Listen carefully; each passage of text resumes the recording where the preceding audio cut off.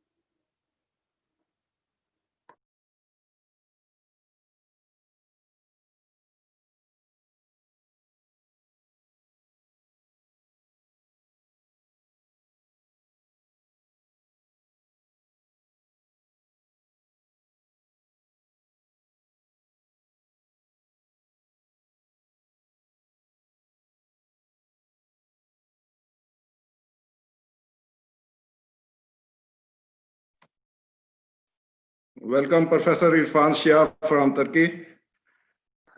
Good morning. Good morning. Glad to see you after so long. Yeah, me too. Thank you for your invitation. I'm very happy to connect and see your faces again and hear you in this very difficult time.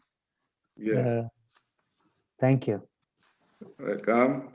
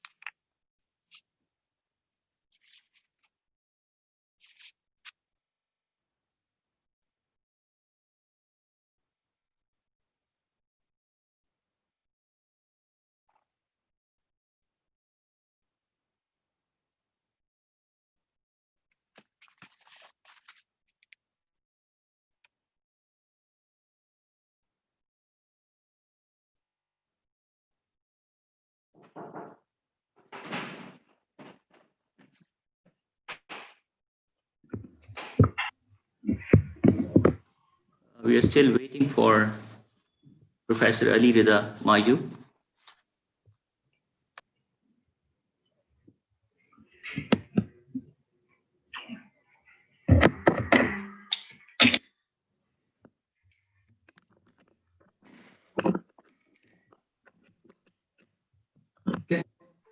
If you could just join the link that we have sent.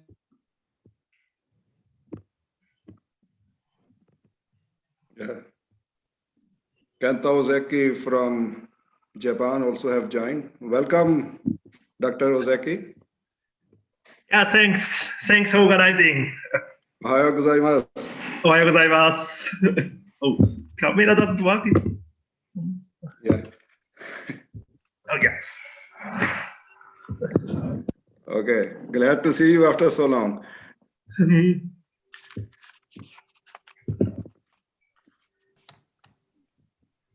Good morning, sir. Hi, good morning.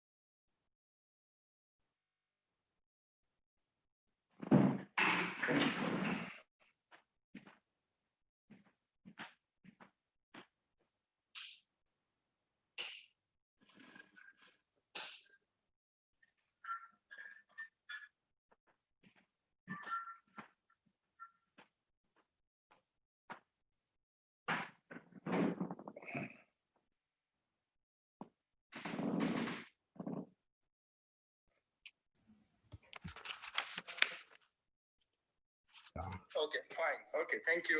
Thank you. Okay, yeah, thank you, thank you. Welcome, Professor Ali Rida Mahjoub. Yeah. Good morning. Thank you very much. Good morning. You are Rashid, huh? Yes, Rashid Farouk. Okay. How are you? How are you? Thank you very much. I am fine. Thank you. What about Yeah. you? And all the group? Alhamdulillah, I'm fine. Thank you. Good. Yeah, congratulations for this conference. Thank you. Thank you. I have seen that it's, I mean, every year the conference, it's nice. It's nice. Yeah, nice. It's good. Good morning, Professor Bernhard Muller. Good my morning. supervisor. Good morning. Good morning. Thank I'm you. fine. I'm fine. I just talked to you. Thank you. Hi, Ben. How are you? Thank you very much. I am fine. Thank you. Okay. We are in a very bad situation. In fact, very bad. I mean, complicated situation. But that's, alhamdulillah, that's fine. That's okay. Like everyone, I mean, everywhere in the world. Yeah.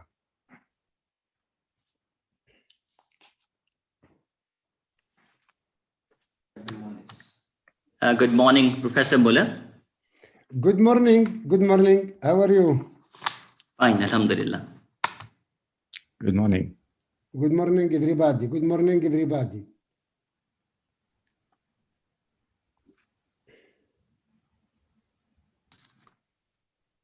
Honorable Prorector, sir, may I proceed? Yeah, for me, it's okay. Yeah, no problem. Yeah. Yes, please. Thanks. I think Thank you very much. we can start. Thank you very much, sir. Bismillah. Venerable Chief Guest, distinguished members of the academia, esteemed scholars, my dear colleagues, students, ladies and gentlemen, Assalamu alaikum, and a very good morning to all of you. This is Dr. Muhammad Ilyas Chishti, and I have the exclusive honor to conduct the proceedings of the inaugural session of today's coveted conference. I welcome you all to the e-conference on recent trends in mathematical sciences 3, organized by School of Natural Sciences, National University of Sciences and Technology. We'd like to begin the proceedings of today's coveted conference with the recitation from the Holy Quran.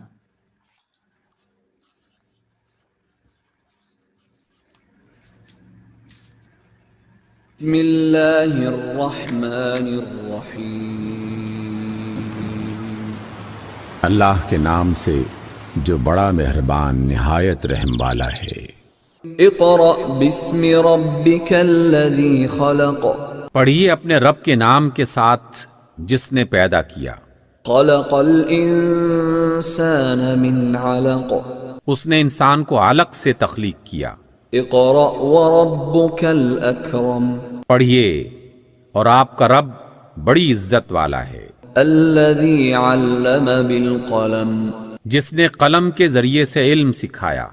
علم الإنسان ما لم يعلم इंसान को वो इल्म दिया जिसे वो जानता न था। صدق الله العظيم. Ladies and gentlemen, we are honored to have amongst us the chief guest for today's August conference, Dr. Nasir Ikram, Ilal Imtiaz Military, Pro-Rector, Research, Innovation and Commercialization, National University of Sciences and Technology. It is indeed a profound privilege to host a galaxy of eminent scholars from across the globe. I cordially welcome Professor Ali Rida Majoub from Paris Dauphine University, France, Professor Gunther Jäger, Stelzen University of Applied Sciences, Germany, Professor Bernhard Müller, Norwegian University of Science and Technology, Norway, Professor Kenta Ozeki from Yokohama National University, Japan, Professor Irfan Shiab from Jakudis Math Institute, Turkey, Professor Mustafa Turk Yilmazlu, Hacettepe University, Turkey, and our very own Dr. Abdul Wahab Nazarbayev University, Kazakhstan. Honorable members of the academia, the conduct of today's e-conference is indicative of remarkable academic initiatives extended by School of Natural Sciences, National University of Sciences and Technology, which is all set to providing the budding scholars a platform to showcase their accomplishments and latest developments in cutting-edge research in mathematical sciences. It will not only play a significant role in connecting erudite scholars from across the country with the eminent members of the academia from across the globe, but also help promote latest frontline research results and innovative solutions of mathematical problems across the globe. Ladies and gentlemen, we have much to offer in today's e-conference. The program comprises plenary lectures and combined oral talks. We will witness insightful talks on diverse subjects, including mathematical physics, fluid mechanics, topology, differential equations, algebra, and graph theory. Without any further ado, I would like to request Dr. Rashid Farooq, Principal, School of Natural Sciences, for his inaugural address. Ladies and gentlemen, Dr. Rashid Farooq. Thank you, Dr. Chishti. Honorable members of academia, distinguished guests and faculty, ladies and gentlemen, Assalamu alaikum. It is my profound privilege to welcome you all at the inaugural session of this coveted conference on recent trends of mathematical sciences. It is good to see academicians, mathematicians, and promising scholars present here in this e-conference. You have indeed graced the event with your esteemed presence, for which I am extremely grateful. Ladies and gentlemen, it gives me immense pleasure to mention that in a very short span of time, the National University of Sciences and Technology has made phenomenal growth in diverse disciplinary and multidisciplinary areas across the globe. Within 2 decades, NUST has achieved important milestones and gained immense significance as an institution of higher education in Pakistan. Over the year, the university has expanded in scope, services, and stature. and has emerged as a leading comprehensive university in public sector. We have built up a well-mechanized system of research and international collaborations. In mathematics, our promising faculty from NUST School of Natural Sciences have contributed a great deal and made their mark in different areas, especially in mathematical physics and fluid mechanics.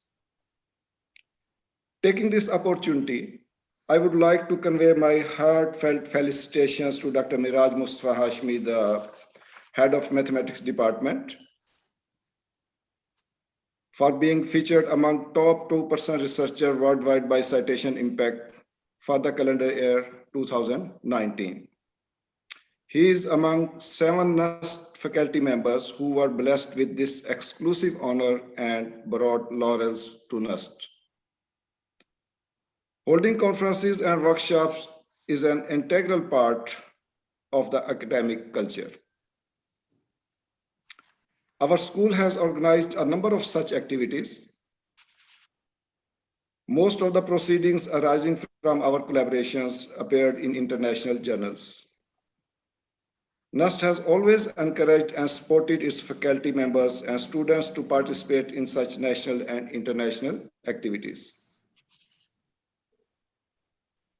I take this opportunity to convey my heartfelt gratitude to our esteemed guest speaker, Professor Ali Rida Mahjoub from Paris Dauphine University, France, and Professor Gunther Jäger from Stralsund University of Applied Sciences, Germany, Professor Kenta Ozeki from Yokohama National University, Professor Irfan Shah from Turkey, Professor Bernhard Muller from Norwegian University of Science and Technology, Norway, Professor Mustafa from Hacettepe University, Turkey, and Dr. Abdul Wahab from Nazarbayev University, Kazakhstan. I must mention here that at least 3 these speakers, invited speakers, have already visited NUST. Professor Irfan Shah and Professor Kenta Ozeki, they visited us NUST in 2014, and Professor Mustafa visited in 2015 here, SNS. And the scholarly talks will surely become a source of inspiration for the young researchers. I appreciate the conference chair, Dr. Muhammad Asif Farooq, and the conference secretary, Dr. Muhammad Qasim, and all other members of the organizing committee for their constant and untiring contributions to make this event possible. I would like to convey my special thanks to Dr. Nasser Ikram, the Prorector Research, Innovation, and Commercialization, and Dr. Muhammad Ali Muhammad, the Director Research, and NUST Administration for their help and support to organize this activity. My sincere thanks are due to all eminent scholars, respected guests, and participants who have been part of this e-conference. I thank you all, ladies and gentlemen. Allah Hafiz. Thank you very much, sir. Honorable members, we are extremely privileged to have among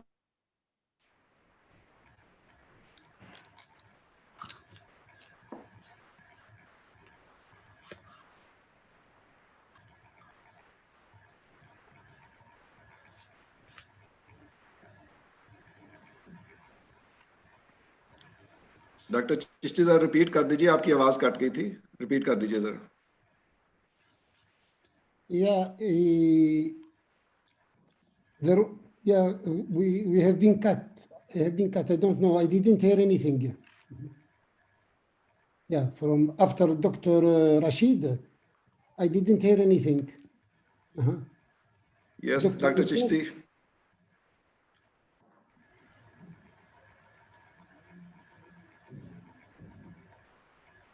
I can start now? Just wait a moment. I think he has some connectivity issue.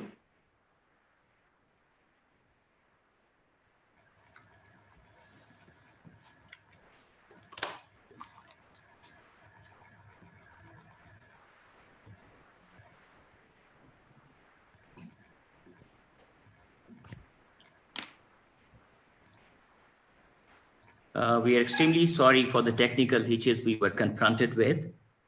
Let's start the proceedings. Ladies and gentlemen, we are extremely privileged to have amongst us Professor Ali Rida Mayoub from Paris Dauphine University, France.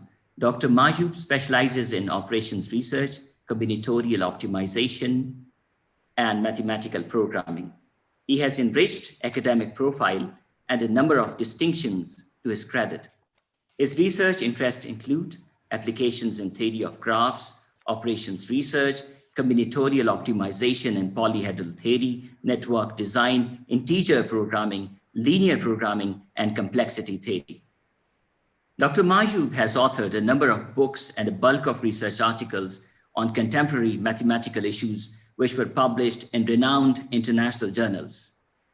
He has approximately 2,800 citations with an H index of 27. I would like to request Dr. Mayoub for his inaugural conference address. Ladies and gentlemen, Professor Ali Rida Mayoub. Thank you very much. Thank you very much, dear colleagues, dear students, dear friends. Assalamu alaikum wa rahmatullah. And really, I would like to congratulate you for this conference. I was very happy really to see and to learn that you are organizing this conference every year. Really, this is a very interesting event and a very good thing. So my sincere congratulations to all of you for this. The conference is related to, and this series of conferences is related to new trends in mathematical sciences. And as you know, mathematical sciences has grown, is really, and was rapidly growing. And now it has many applications in many fields of everyday life. It's almost hard now to find an area in which we don't find mathematical science tools, mathematical science methods which are not applied.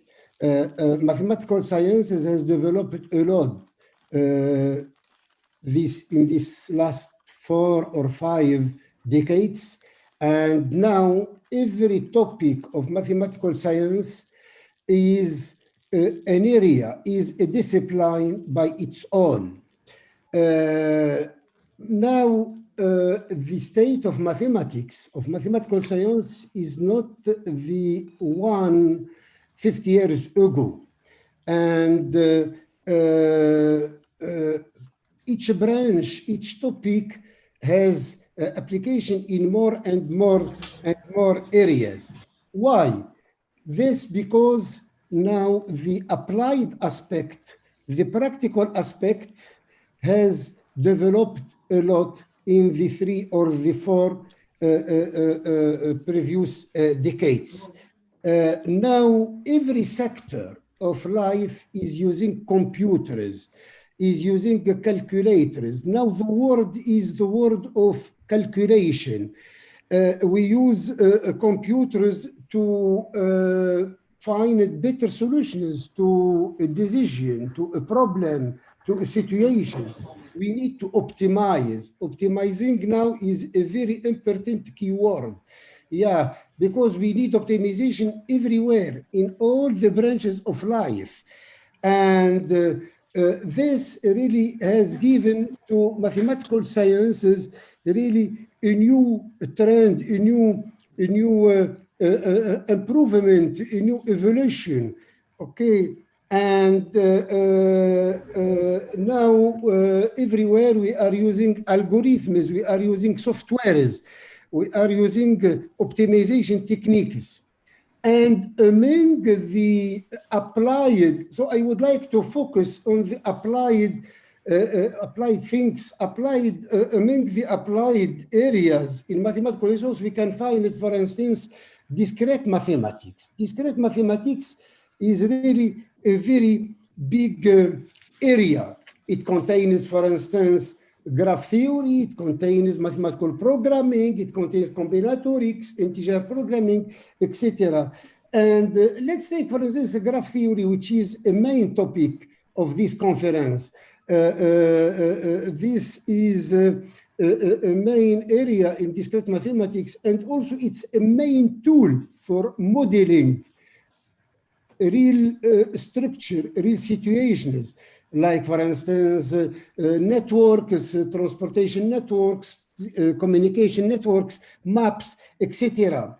If we take mathematical programming, yeah, because I mean, this is really very close to my research activities. That's why I am focusing on these things. Mathematical programming is one of the main active area of mathematical sciences. Now, the mathematical programming based methods, algorithms are used everywhere. I mean, in many fields, and they have shown to be really very efficient, very powerful to solve hard problems in terms of structure.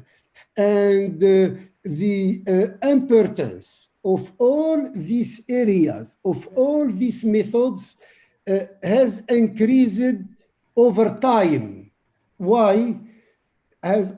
Because the computers also have become more powerful, have become capable. We can now solve problems with, I mean, hard problems, as I said. And also another point, another element which is very important now concerns data. Now we are faced to really a new challenge. What is this challenge? This challenge is to solve and to handle situations with big data. Now big data is everywhere. Real problems, they have big data. I mean, real world situation, have big data. Problems now, we can find the problems with millions of variables. How to handle these problems? And this is the real life. This is the real problems. I mean, if we are not able to handle and to arrive to solve this type of problems, we are going to lose, I mean, to lose a very big part, I mean, of evolution in technology, in life, in science, etc., etc. So yeah, and now mathematical sciences or mathematical programming are used in data science, in machine learning.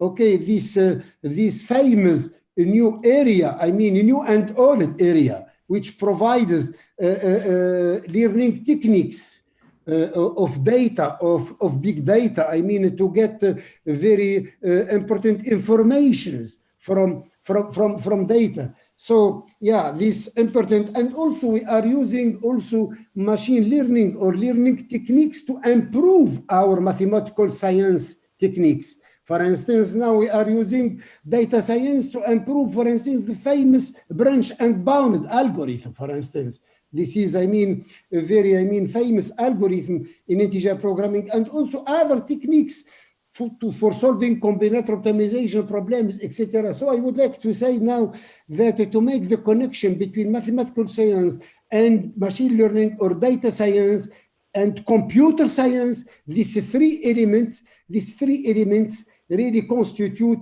a very connected graph, and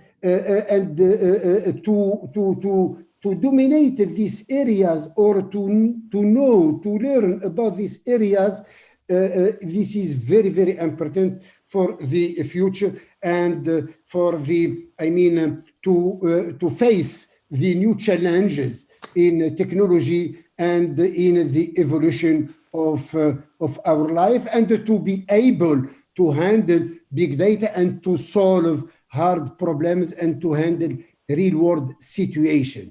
Okay, this is very important. So what I would like to say, thank you very much, and really again congratulations for this conference, and I wish you a very fruitful conference and enjoy it very much. Thank you. Thank you very much, Professor. Ladies and gentlemen, it is my profound privilege to invite our esteemed chief guest, Prorector, Research, Innovation and Commercialization, National University of Sciences and Technology, Dr. Nasser Ikram, Hilal Imtiaz Military, for his insightful remarks. Ladies and gentlemen, the chief guest. Bismillah ar-Rahman ar-Rahim. Distinguished international speakers from France, Germany, Norway, Japan, Turkey, Kazakhstan. Early morning for them. We are around 11 a.m. here, but most of these countries fall in the west of Pakistan, which means early morning wake up for them. And I'm so grateful to all our luminaries and speakers from these countries who have made it in the early part of the day. Thanks so much. Our national speakers, Principal, School of Natural Science, Dr. Rashid Farooq, faculty members, students, ladies and gentlemen, Assalamu alaikum, good morning, guten Morgen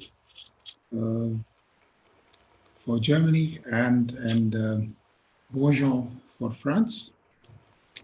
It is indeed my profound privilege to address the esteemed members of the academia, international researchers from around the world at the opening session of the e-conference on recent trends in mathematical sciences, Serial 3, an event to present cutting-edge research in a broad spectrum of areas falling in mathematical sciences. I would especially like to extend a warm welcome to the esteemed international scholars for their presence in this coveted event. And I would like to exclusively appreciate the efforts put in by the organizers, worthy speakers, and participants. This conference has been made possible to the joint efforts made by the mathematical faculty of the School of Natural Science, especially the conference chair, Dr. Muhammad Asif Farooq, and the conference secretary, Dr. Muhammad Qasim. I also take this opportunity to congratulate Dr. Miraj Mustafa Hashmi, head of the Department of Mathematics, School of Natural Science, for being featured amongst the top 2% researchers worldwide by citation impact for the calendar year 2019, thus joining the league of 7 such professors from our university. My exclusive commendations and compliments to Dr. Rashid Farooq, our principal for School of Natural Science, for the successful conduct of this coveted conference. His efforts need great appreciation. Ladies and gentlemen, NUST is all set to acquiring heights of glory by acquiring excellence in education and learning and creating ample opportunities for our budding scholars to conduct constructive academic interaction with international members of the academia and professionals, which would definitely acquaint them with the current research practices within this subject field and further broaden their academic horizons in terms of the latest development in research and innovation. Being in complete conformity with the slogan of NUST, the defining feature, we are committed to getting our youth exposed to the kind of multidisciplinary knowledge needed by them in the times that we are passing through and the times to come. Esteemed members of the academia, you will be very pleased to know that NUST is just a young university with approximately 28, 29 years of age. And we have been able to establish our academic stature amongst the renowned universities of the world. We are currently at 355 as per the QS ranking, but more important is the research and innovation segment within that ranking that continues to rise year-on-year basis. Our citations are improving, our impact factor publications are improving, the intellectual property graph continues to follow a very steep rise. And I'm so pleased that the School of Natural Science is a major contributor in the overall rise of the university in terms of research and innovation. So it is the creation of knowledge that is that School of Natural Sciences is greatly focused at, and so I am so pleased to acknowledge their contribution at the university level. It is indeed significant to mention that NUST leaves no stone unturned in ascertaining universities' impact on society in line with the UN SDGs. In this particular correction, NUST is participating in several UN SDGs, especially in quality education. The current conference on the theme of recent trends in mathematics is indicative of the commitment of NUST towards attaining these SDGs, and on year-on-year basis, we do get our ranking and acknowledgement of our contribution in all the 17 SDGs. And obviously, it is a reflective of our commitment to offer the country with the best possible learning opportunities. Thereby, NUST has therefore become the pioneer among Pakistani universities to have aligned its research and development with the UN SDGs. And I am pleased to share that NUST firmly believes in collaborative research at the national and international level, and at the university level, approximately 70% of our publications have authors from other universities around the world. So that is an indicative of the internationalization or the international collaboration that we so aggressively pursue and ask our faculty members to advance. The current conference is an exclusive endeavor to not only having an easy access to recent trends and prevalent international practices in mathematical sciences, but also furthering the rewarding insights achieved from the coveted conference to the socio-economic growth of the country. And this scientific event will bring together learned scholars from across the country with a view to spread latest frontline research results and innovative solutions of mathematical problems at the frontier of related fields, which cover a broad spectrum of subjects like mathematical physics, fluid mechanics, topology, differential equations, algebra, and graph theory. And then, more importantly, the use of these areas in solving everyday problems in data science, big data, machine learning, which Dr. Ali Reza Majood just alluded to in his introductory talk. I'm certain that all the plenary sessions, academic discussions, and constructive activities arranged under this coveted e-conference will help create a positive impact on the lives of the people around us. I wish all the participants a very rewarding days ahead, these two days.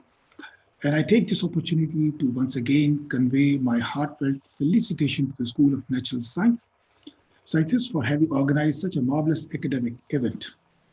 I once again wish to convey my compliments and gratitude to all the participants, especially the international speakers, a great lineup of all of them, professors, researchers, and worthy scholars from around the globe for being a part of this conference and making it a great success. I wish you all a very happy day ahead. Thank you. Thank you very much, sir. It takes us to the close of the inaugural session. We have a 5-minute break here. We'll be joining you back with a new session shortly. You are all requested to please stay online. I thank you all, ladies and gentlemen.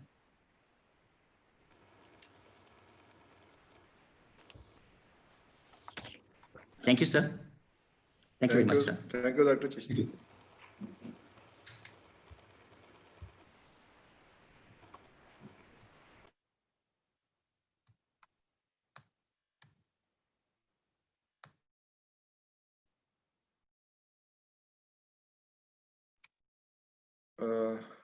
Dr. Qasim? Yes, sir. So हमें यहीं इसी पे ही रहना है या sign out करके as a नहीं participant नहीं ज्वाइन करना है? नहीं आपने ज्वाइन करना है। आप join- सेशन की चेयर आप हैं अभी। नहीं, एज अ पार्टिसिपेंट ज्वाइन करना है या एज अ पैनलिस्ट ही? मैं पैनलिस्ट में ही रहे आप पैनलिस्ट में रहेंगे।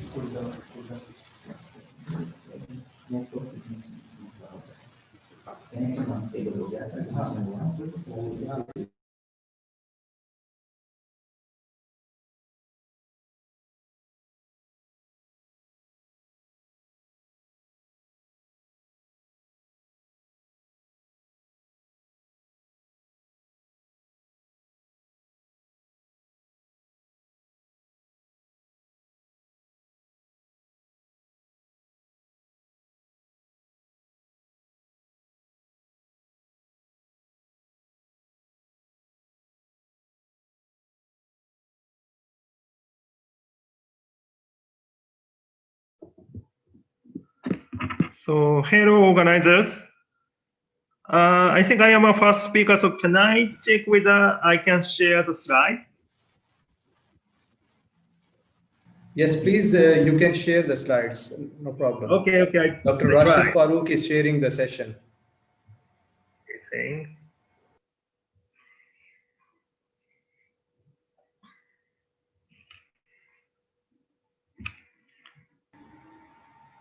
Dr. Rashid. Sir, Can see? yes, we can see.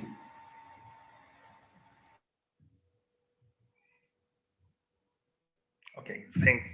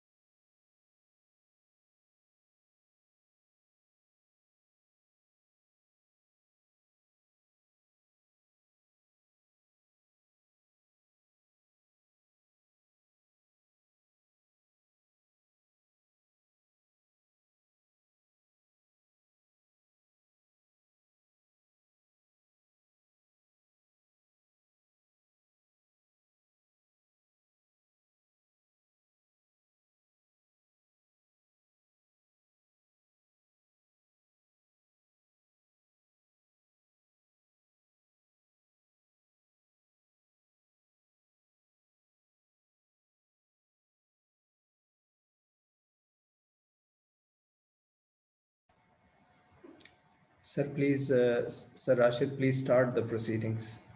We are already late, 7 minutes late. Turn on the Thank you, Dr. Asif. So let us start our formal first session of this e-conference. So our first speaker is Professor Kenta Ozeki from Yokohama National University, Japan.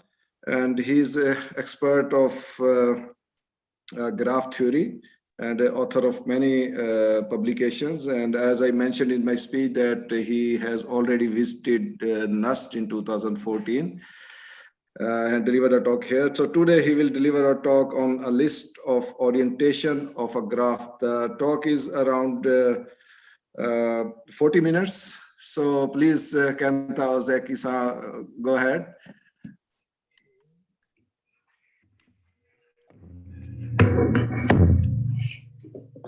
Okay. Thank you for the organizing and the nice introductions. Can you hear me? Yes. Yes, okay. It's fine. Okay, thanks. So today I'd like to talk about the list orientation of a graph. But first of all, I'd like to thank the organizers to organize such a nice conference. I have almost no chance to have a talk in this year, so I'm so happy to have a talk here. Thank you so much. So I'd like to talk about the list orientation of a graph. But first, I would like to begin with some kind of puzzle. So here, there is a match, round robin competition. So in this case, there are 6 teams. And with some sports, they have a game. And each pair of 2 teams have exactly 1 matches, 1 game. And one of the team wins, the other loses. No draws. That's the situation. But in these settings, before the game, we ask each team, how many wins do you want? So maybe team A is a strong team, so they want to win all of the games. Team B may say that they want to win at least half of the game, or something like that. Team C may want to win at least 2 games, and so on. So for each team, we ask how many wins do you want, and each team has some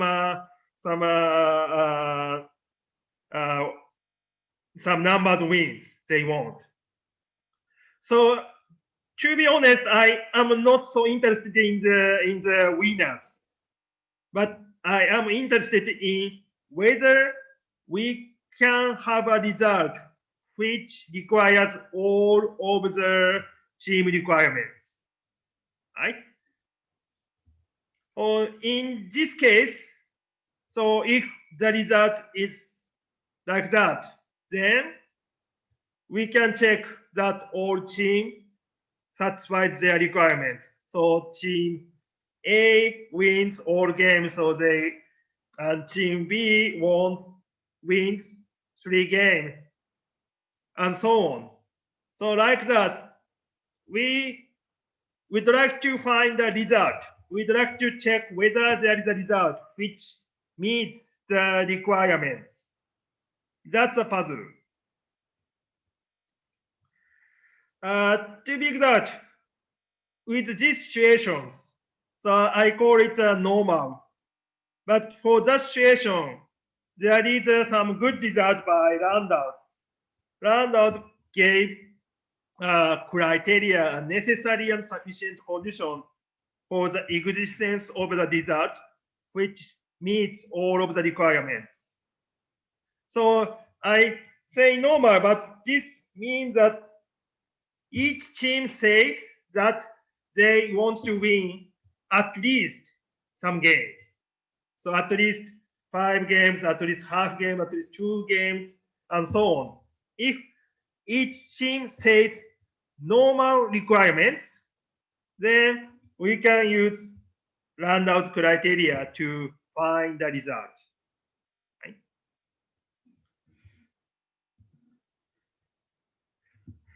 But we would like to think more strange situations.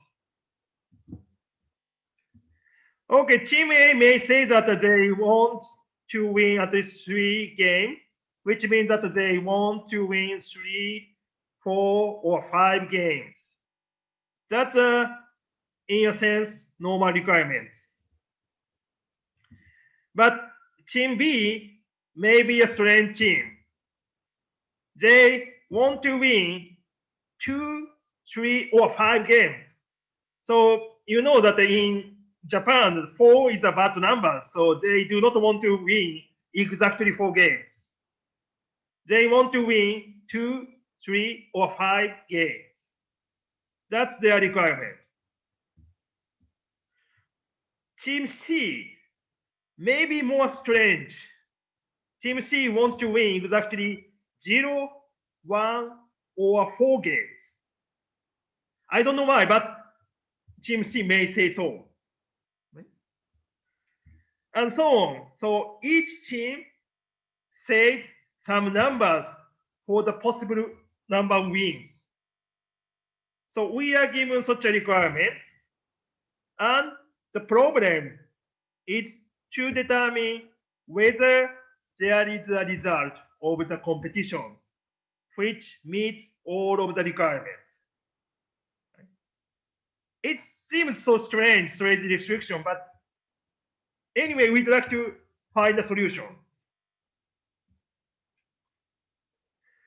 Of course, if each team says many numbers, then we have a big chance to find a result which meets all the requirements. So in this case, each team says 3 numbers. So in that case, we'd like to think whether there is a result that meets all requirements. Actually, in this case, there is. If the result of match is something like that, then each team wins 5, 3, 1, 1, 2, 3, which meets their requirements. So this is a puzzle with a target number of wins for each team. Then we'd like to find a result which meets all the requirements. By the easy observations, we see that if each team says more numbers, then more likely to find the result. Right? So actually, this is the purpose of my talk. For these problems, okay, this is a setting of the problem. Actually, this is a very special case of our research, but we can think about this problem. So find the smallest integer fn, satisfying this condition. So we have n teams. And each team says at least fn numbers in among the number of these. Actually, from 0 to n minus 1, which is the possible number of wins. Right? Each team must win at least 0 games, at most n minus 1 games, because there are n teams. So if each team says at least fn numbers, then we would like to guarantee the existence of a result meeting all teams' requirements. That's a problem. The problem is to find such n, to find the smallest integer fn. So we can prove this. For this case, we can prove that fn is at least half of n, but at most 2/3 n. We only know this. We could not reach the best possible result, unfortunately. But we'd like to explain this problem. Actually, this is a very special case of our research, and we'd like to extend this result to general graphs.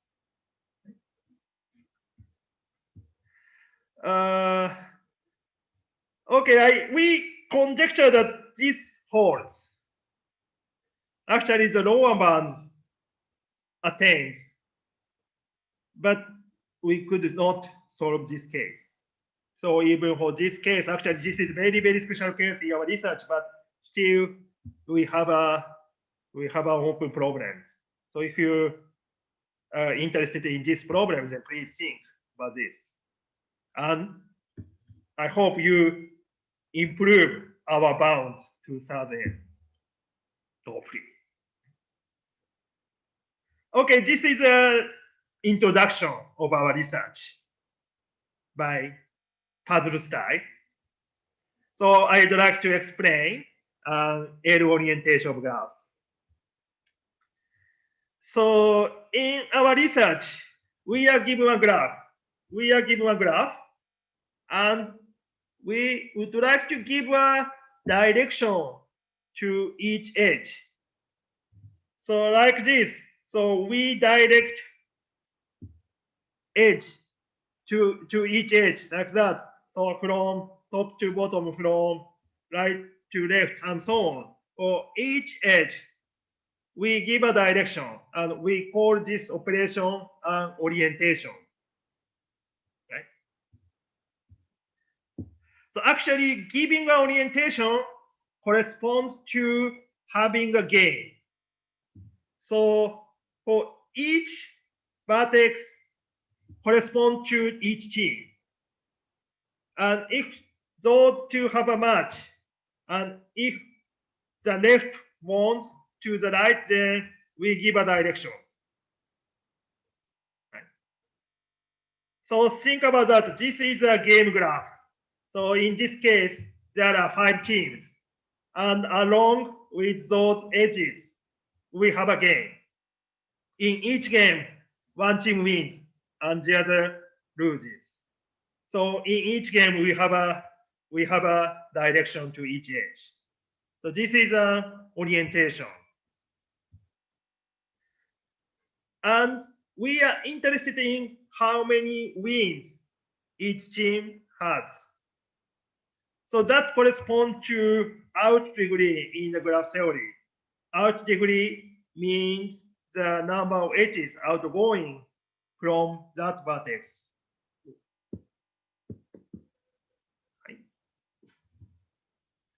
Did someone raise a hand? Is it okay? Okay, 10 bucks. So we are interested in how many wins each team has. So that corresponds to out degree, which is the number of edges outgoing from a vertex. So for example, this vertex, there are 2 edges outgoing from that vertex. So this vertex has out degree 2. And this vertex has 1 outgoing edges and out degree 1.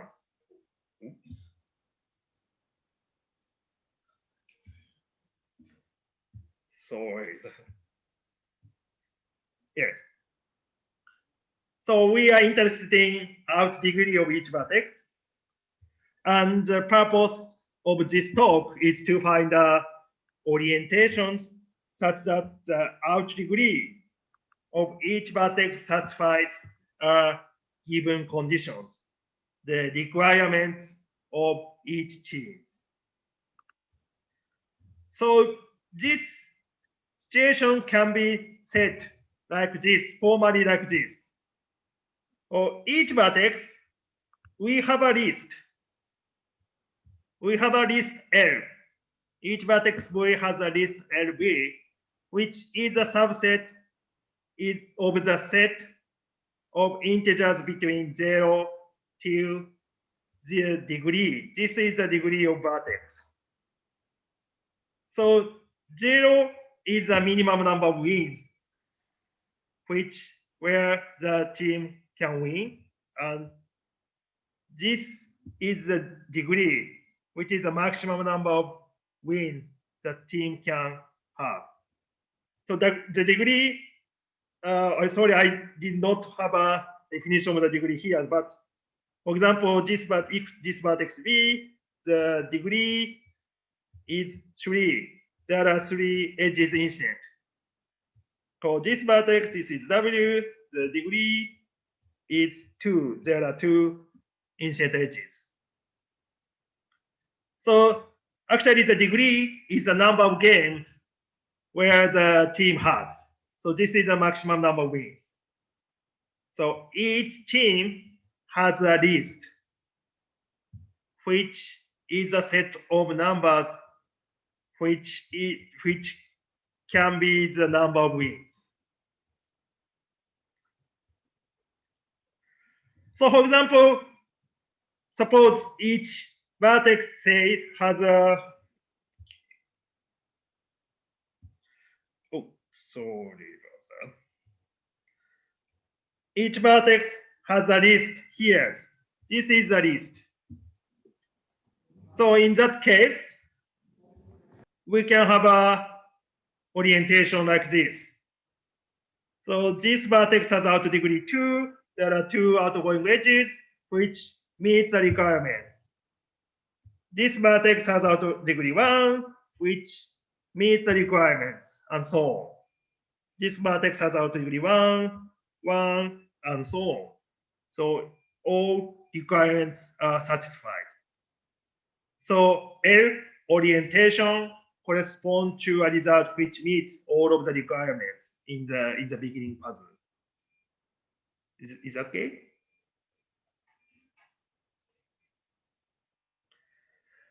So there are some results for these settings.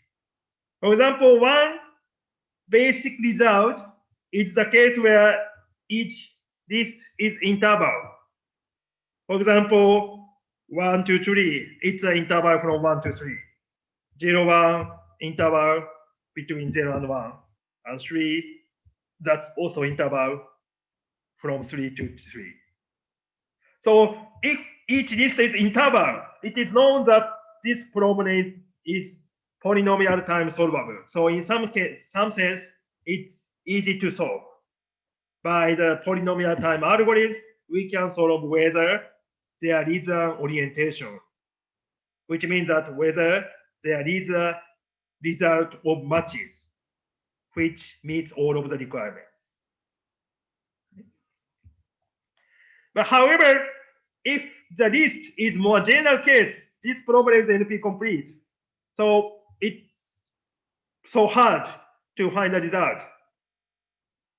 Of course, there is no known good algorithm to find the L orientation. This means that so. So generally, the problem is very difficult. And interestingly, this problem is related to well-known conjectures in graph theory. If each list has a modulo conditions, modulo conditions means like that. So, for example, list is here, which has a modulo 3 conditions, 0, 3, 6, 9, which has a mod 3 conditions, or this has a mod 4 conditions. Like that, if each list has a modulo conditions, then that problem is related to some other topics in graph theory.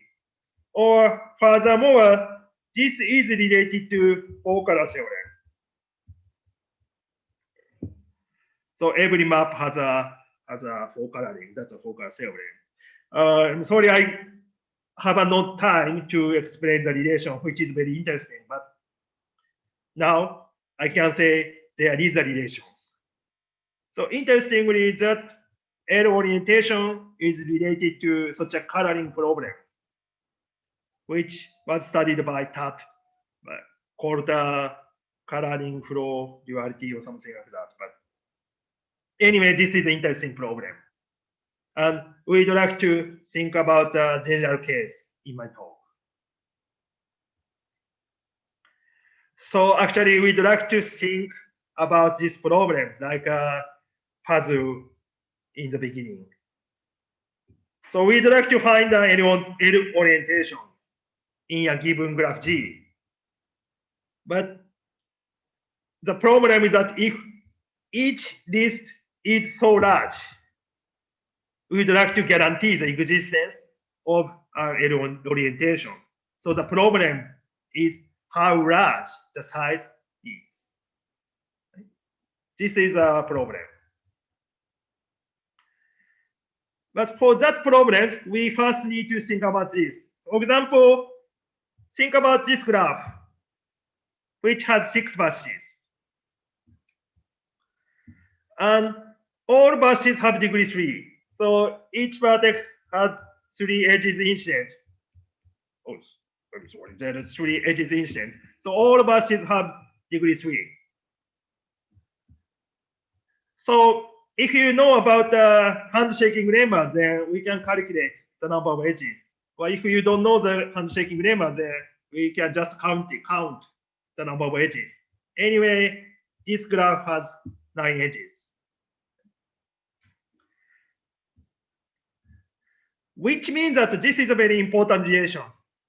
Which means that average out degree is 9/6. Sorry. the average degree is 9/6 because there are 9 edges and all edges have a direction. So all edge contribute to 1 out degree to some vertex. So totally there are 9 edges and there are 6 vertices. So in the sense of average, out degree is 6/9, which is 1.5. 1.5. This is an important observation. So suppose in this case, we give a list 0, 1 to all of the vertices.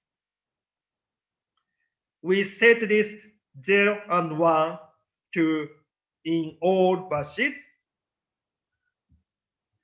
In that case, L orientation means an orientation where out degree at most 1, because L is 0, 1, so each vertex can have out degree 0/1. So out degree at most 1. But this is average. Average is 1.5, which is more than 1.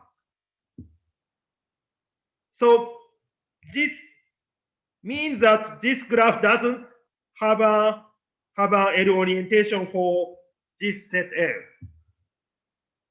because there are too many edges. In the sense of average, out degree is 1.5, but each with this setting, with this set L, we have each vertex can have out degree at most 1. That is too small compared with average out degree. So in that case, this set, which has size 2, is not enough to guarantee the existence of an L orientation. So we can extend this idea for general cases. This is a little bit technical, but the idea is the same as the previous slide. So suppose G is a graph with all vertices of odd degree and set L like this. So which is close to half of the degree, but slightly less than half. Since each vertex has odd degree, so we have this number is a maximum integer, which is less than half. If we set this, then we can prove that there is no L orientation. Yeah, this is just by calculations. So as I talked, the sum of out degree is equal to the number of edges because each edge has exactly 1 direction. So each edge contributes to out degree 1 to some vertex. So this is an equality.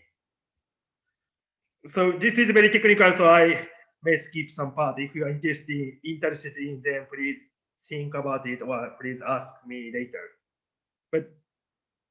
But I give a brief explanation. So the out degree must be at most degree minus 1/2 because of the set.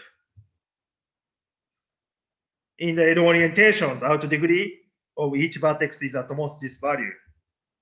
But we can calculate this, the sum is less than the number of edges. This is handshaking lemmas, which is a very famous in graph theory. But anyway, the idea is there are too many edges. In other words, the average out degree is too much compared with the number of edges. So with this set, there is no L orientation. And the set has size this. Oh.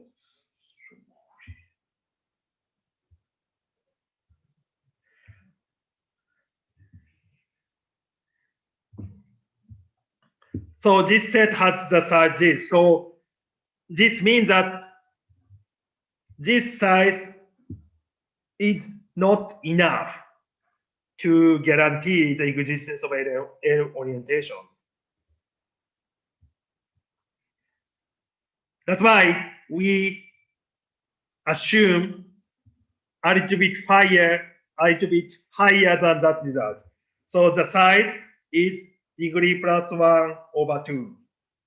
But that wasn't enough. So we assume a little bit more. If we assume each vertex has a list of size at least this, then there is a L orientation. This is our first main theorem. But we assume the graph is bipartite. Unfortunately, we could not give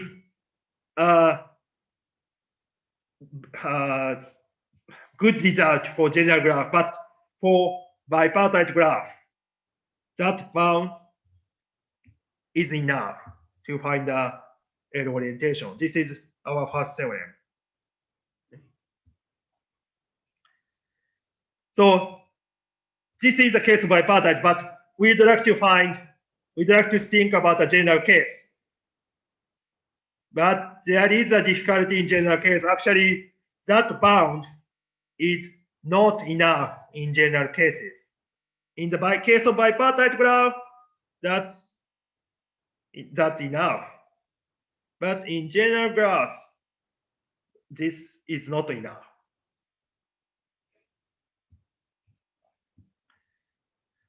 So I explained why this is not enough.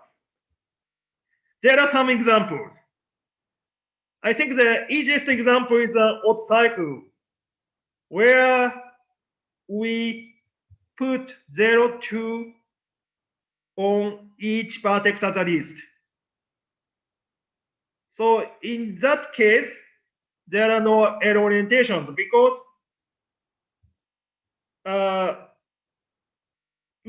without loss of generality, we can assume this H has a direction from left to right.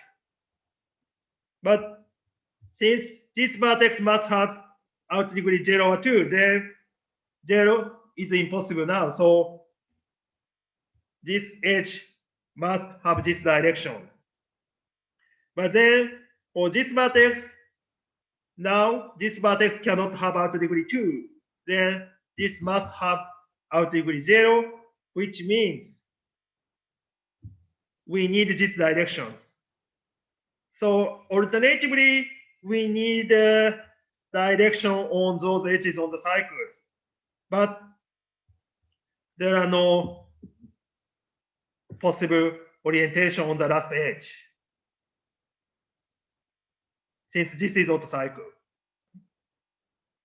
So actually, there is auto cycle there. This is not bipartite. So because of the auto cycle, this size is not enough. Oh, we need to check that the size of the set because the degree is 2 on each vertex. So that value is, that value is 2.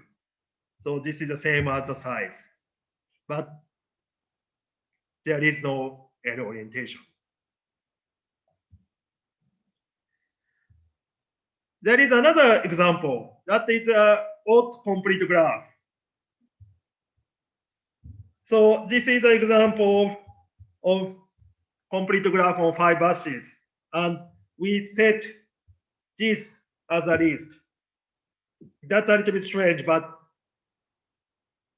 this is important. So the list is 0, 1, 2, t minus 1, and also 2t. So in the case when t equal 2, the set is 0, 1, 4 with this structure. So there is some gap, but looks so strange, but there is no L orientations. Why? So in that figures, suppose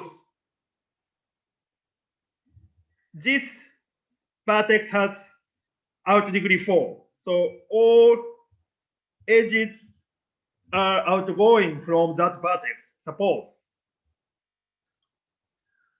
So in that case, every other vertex has one incoming edges. This vertex,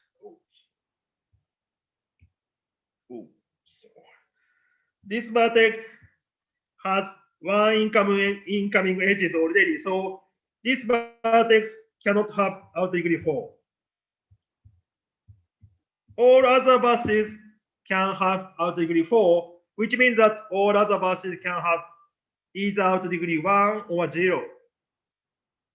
But with these situations, for this part, there is 6 edges. But that's too much compared with remaining possible out degrees. All other buses can have out degree at most 1, but that's too much. That's why odd complete graph does not have a L orientation where L is this. And we can check the size of L is exactly these numbers.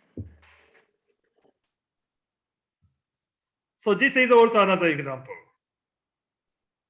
Actually, we have more and more examples, more complicated example exist, which means that, I think which means that shows the difficulty of the problem for general case. But anyway, we have such an example. So this value, this number isn't enough. Then we would like to give for the conjectures.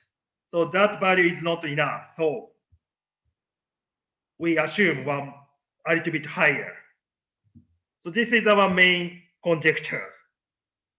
So if the size is at least these numbers, degree plus 3 over 2, then G always have a L orientation. That's our conjecture. And we could not solve this even for complete graphs. So in the case of complete graph correspond to the puzzle I stated in the beginning. But the case that's open, we could not solve it. So this is open problems. And we gave some result related to these conjectures. I may skip this one. So we gave some of our results. So this is conjectures. If the size of list of each vertex has this, then we can find the L orientation. That's a conjecture, but we could solve this. So the size is 3/4 times the degree plus 1. So the coefficient is a half in conjectures, but we could only prove 3/4 for general cases. So there is still big gap, but in our strategy, this is the best possible. We could not. Kenta-san, you have 1 or 2 minutes if you could finish in next 2 minutes. Oh, sorry. I show the results. So this is that for the bipartite graph, this is bound, and for the complete graph, we solve the coefficient 2/3. That's our main theorem. So we can give a case of planar graph, but the time is not so enough, so I skip it. So I summarize my talk. Sorry. So this is a problem this is a puzzle I explained in the beginning. So each team has a number for the possible number of wins. Then we'd like to find the result which meets all of the requirements. So that gives us this puzzle. So find FN, function FN, which is the number such that each team says that numbers. If each says that number, then we can always find result meeting all the team's requirements. That's and this is the one we obtained, and we conjecture that holds. But there is a gap, 2/3 and half. There is a gap, and that problem can be addressed in L orientation in general graphs. So we study about L orientations, and this is the main conjectures. If each list has this size, then we can find the L orientation. And this conjecture is still open even for complete graphs. We give us some results. We give a related result for planar graphs. That's our result in itself. So thank you for your attention. Yeah. Thank you, Dr. Kenta Ozeki. We have short of time, but if any audience want to ask a question, please do ask. I can take only 1 or 2 questions, please.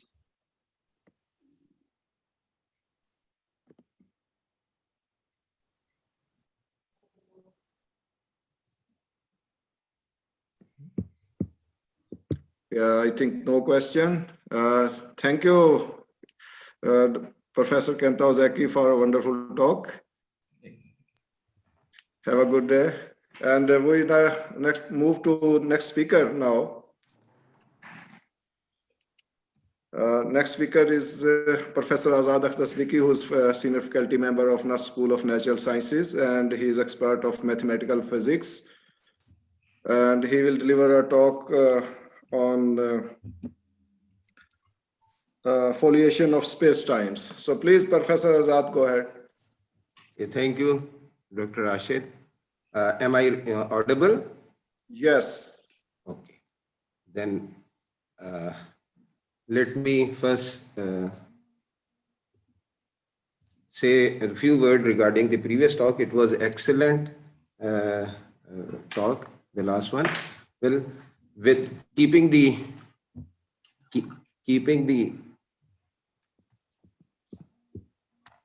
diverse area and the participants from different areas, I would like my talk to be a bit simpler and would try to avoid going into the too technical aspect and would try to make it a bit simpler, mainly looking at the diverse area of the participant that we have.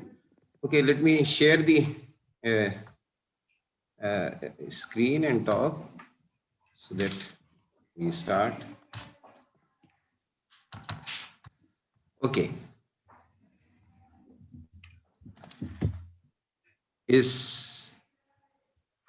Are you able to see the screen? Yes. Okay, so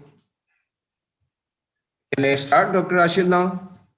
Yes, please. Thank you. Okay, the title is Foliation of Space-Time.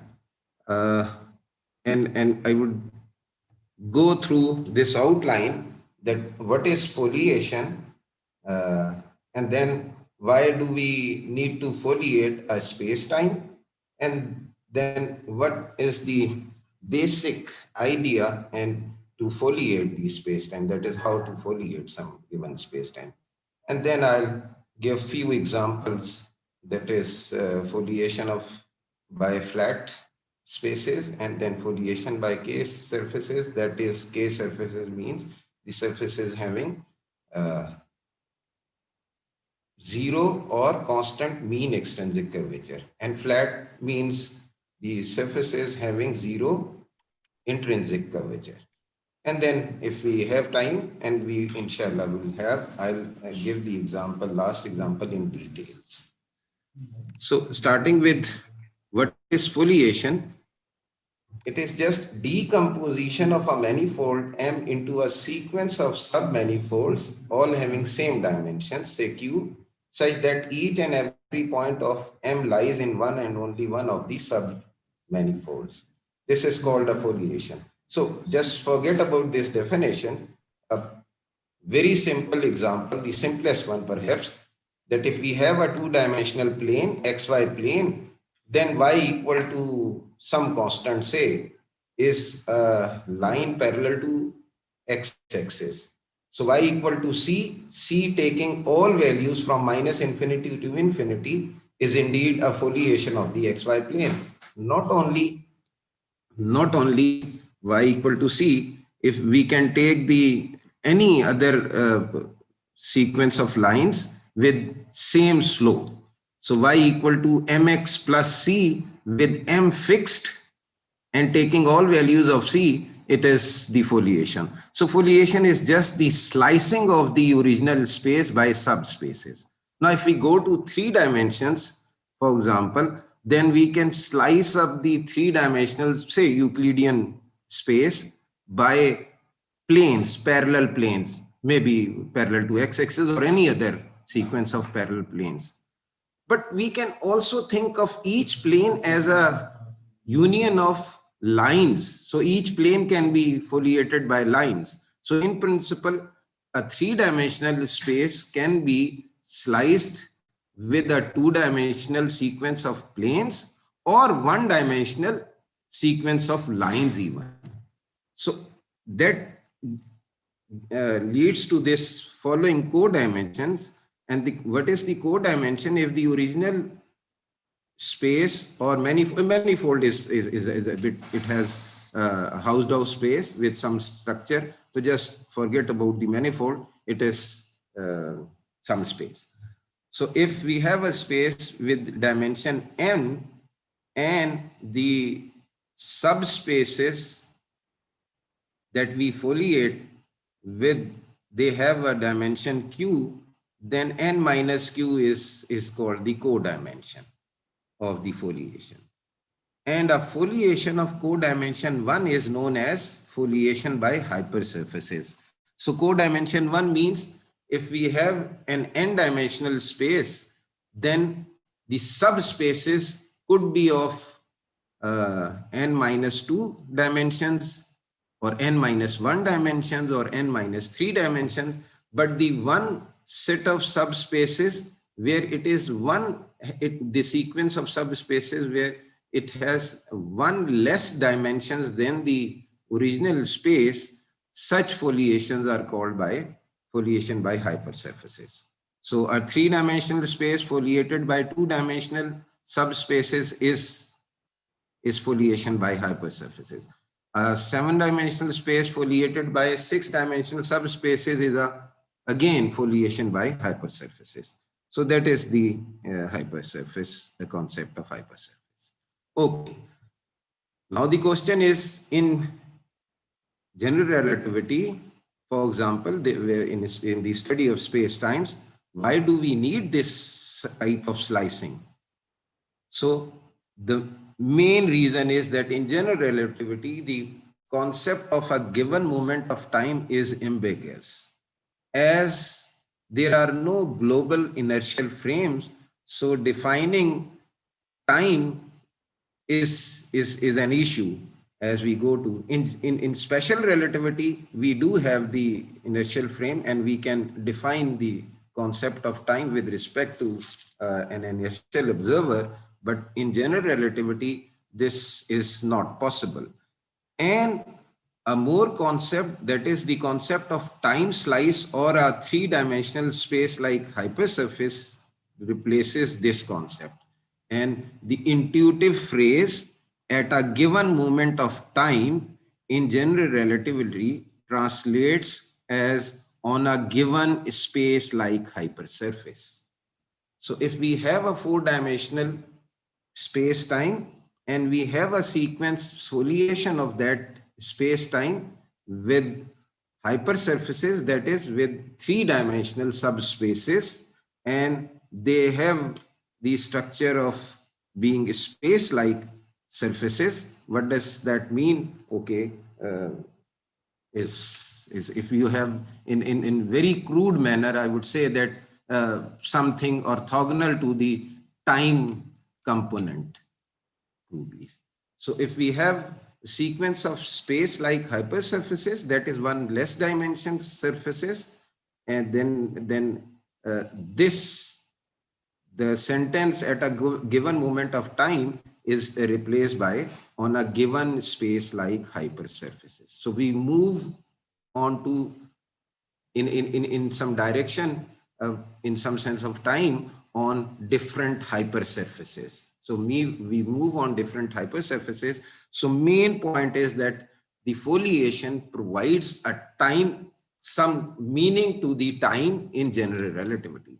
Well, it might look that it is perhaps something undoing what the Einstein did, because the main theory, the theory, Einstein theory, the building block is the unification of space and time.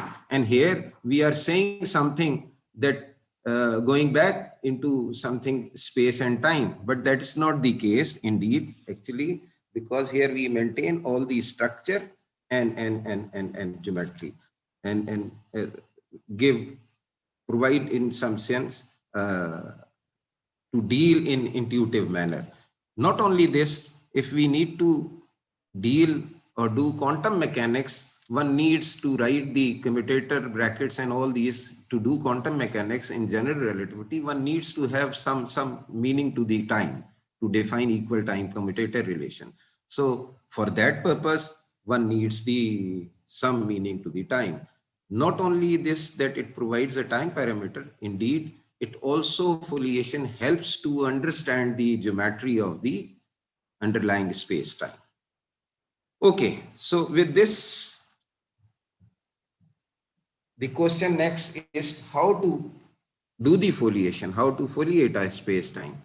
So in order to get some foliation by hypersurfaces, one generally requires some or put some condition geometrically onto the original space. For example, one may require that the foliating hypersurfaces, they have zero intrinsic curvature.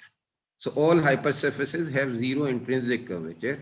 So, or one may require that the hypersurfaces that if we are in 4 dimensions, then 3-dimensional subspaces, that is the hypersurfaces, also called the leaves of the foliation, they have zero mean extrinsic curvature or constant mean extrinsic curvature.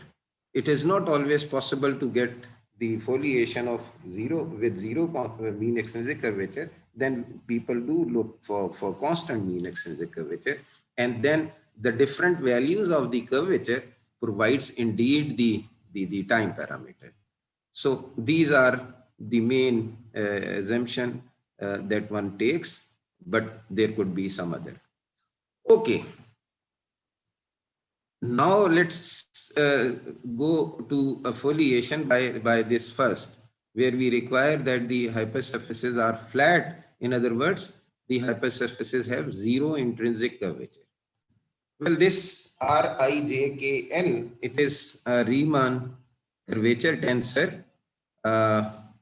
This indeed Riemann, there are 20 independent components in 4 dimensions, and these components are indeed functions of 4 variables with that is 4 independent variables. So we have 20 equations, partial differential equation, and these are non-linear partial different. If we write RIJKL equal to 0 for a 4-dimensional geometry, we get 20 partial differential equations with 20 unknowns, each of 4 independent variables. Well, to handle this non-linear system is practically impossible, perhaps. So what one does is that one takes particular cases or takes certain assumption to solve this large system. For example, if one assumes that the space that we need to foliate is spherically symmetric, that reduces the number of equations and the number of independent components Rijkl. Rijkl, this represents the intrinsic curvature. So for flat, all these have to be zero. If we say that a space is flat, then all these components should be zero. That is indeed a system of partial differential equations. So solving directly this perhaps is a very difficult task. So what, even if we assume that we are dealing in spherical symmetry, or even if we assume that the geometry is static and there is no dependence on time parameter, so even with all these assumptions, we still have a large system of PDEs, nonlinear PDEs with too many unknowns, 4 unknowns. Okay, so what can be done? The indirect physical idea is that if some observer in a gravitational source is falling without the influence of any other external force, so there is no other external force, it is just falling freely under the gravitational pull of some gravitating object, then that, so just to use this idea to get the equation for foliating hypersurfaces instead of solving equation 1, to do that, what one needs is to assume that if small ta is a unit tangent vector to the world lines, that is the paths of the observer falling freely, and capital T is the unit tangent vector to the flat hypersurfaces, then what we need is that ta is small ta is 1. That here we have taken the signatures. It is a semi-Riemannian manifold, so we have taken the signature plus minus minus minus. So for time like it is ta, one could equally choose minus plus plus plus. It has to have one different signature. So ta is 1. That means we require that this is the inner product. Ta is 1. That is it is time like, and capital Ta is minus 1. That means this is space like, and they are orthogonal. That requires capital Ta small ta to be equal to 0. So with these assumption, these are the 4 vectors, small ta and capital Ta. With these assumptions, let us find the equation for flat hypersurfaces for a restricted case, and that is we consider a spherically symmetric geometry. So a spherically symmetric geometry and which is static also. So spherically symmetric and static geometry. This indeed ds square is this is the metric which gives the distance like the usual in usual Euclidean space. We have ds square is equal to dx square plus dy square or dz square. So it is in polar coordinates, semi-Riemannian in 4 dimensions. So it has that signature minus plus plus plus or plus minus minus minus. So it is just the metric which gives the in some sense distance between the events, 2 events. So if we take the spherically symmetric geometry and a static, this indeed equation 4 is the solution of the Einstein equations for a geometry generated by a point mass, placed at a center, and assuming that it which is spherically point mass, and it generates a spherical symmetric geometry around that point mass, and it is static, so no dependence of the variables here, coefficients e to the, so we do get this solution by solving Einstein field equations. So this is the geometry. This this comes with the help of spherical symmetry. Now for this geometry, if we work out the 4 vectors, and then with the help of the 4 vectors, we use equations 2 and 3, we come up with this equation. dt over dr is equal to this expression. Okay, so this indeed is the differential equation which gives, which would give, and here let me mention here the other assumption. Here we have 4 variables t, r, theta and phi, but so our hypersurfaces should be a function of 3 variables, because the original geometry is in 4, t, r, theta and phi, and we are doing it by hypersurfaces. So hypersurfaces have 3 dimensions. So they indeed are functions of, say, 3 variables, r, theta and phi, but the geometry is spherically symmetric. So we assume that these hypersurfaces or the subspaces are also spherically symmetric, and using that assumption that that they are spherically symmetric and working for some fixed theta and phi without any loss of generality, we are left with only the hypersurfaces as function of one variable, that is t is if t is a hypersurface, it is just a function of r. One can add the spherical symmetric component afterwards. Okay, so this is now the ODE, simple. The solution of this ODE indeed gives the required flat hypersurfaces. Okay, now for this well-known solution, Schwarzschild solution, as I mentioned, for a point mass placed at the center, this solution of the Einstein field equation is 1 minus 2m over r. E to the nu is this thing. This coefficient here, e to the nu, turns out to be this expression.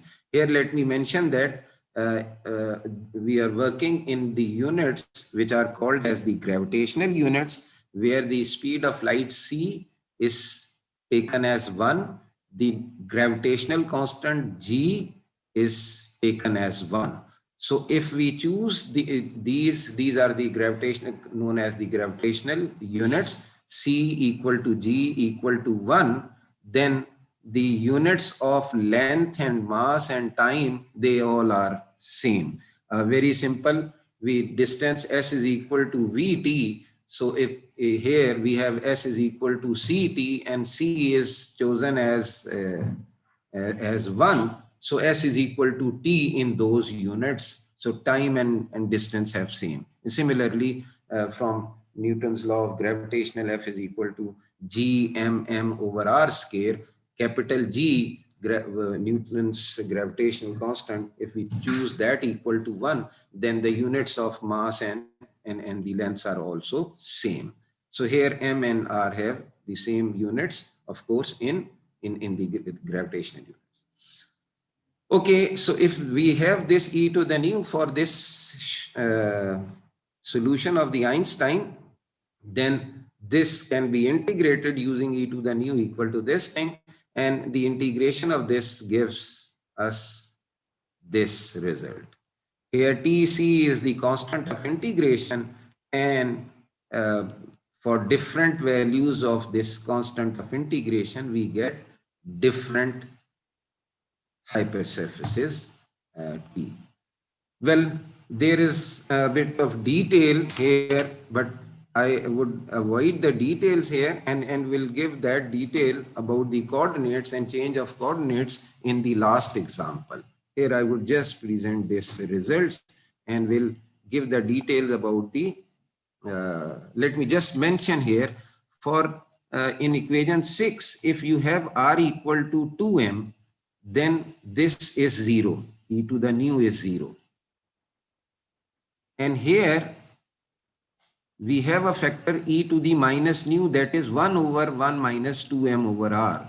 So e to the nu is 0, then e to the minus nu is division by 0, and this coefficient is infinite, so this is not defined, there is an issue. So it is some problem, point of problem. Similarly, if we have r equal to 0 here, this becomes e to the nu becomes infinity. So here this coefficient will becomes infinity. So we have issues at r equal to 0 and r equal to 2m for this geometry. I'll come to this discussion. I'll just mention here, and we have how we do deal with this issue will I'll explain in the last example. Just keeping here as a problem showing, and would give the details in the last example.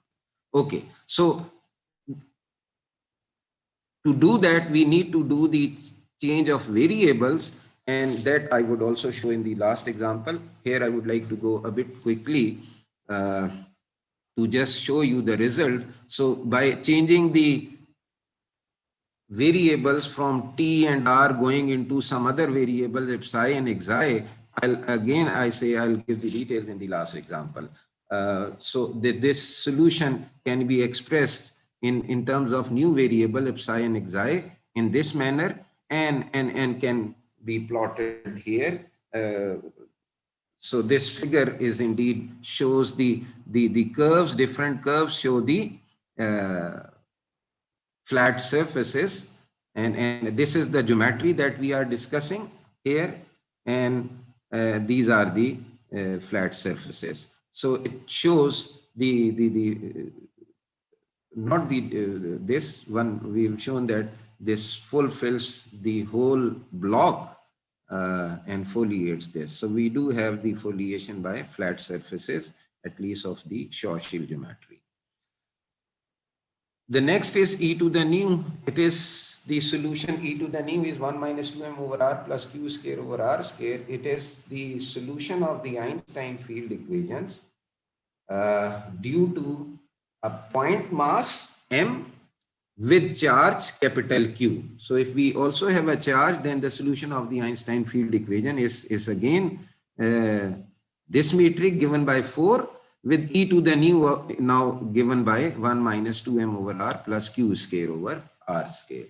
And again, following the same process of TA equal to 1 and capital TA minus 1 and the product 0, we do come across this equation, and using again some reasonable coordinates, we get this. This is not completely foliated. There is a barrier here from up till where these surfaces go. And it is due to the repulsion due to the charge that these do not go. However, one can use the analytic continuation to completely fill this picture. How do we get to these pictures here? I'll again show in the next, in the last example. How much time do I have?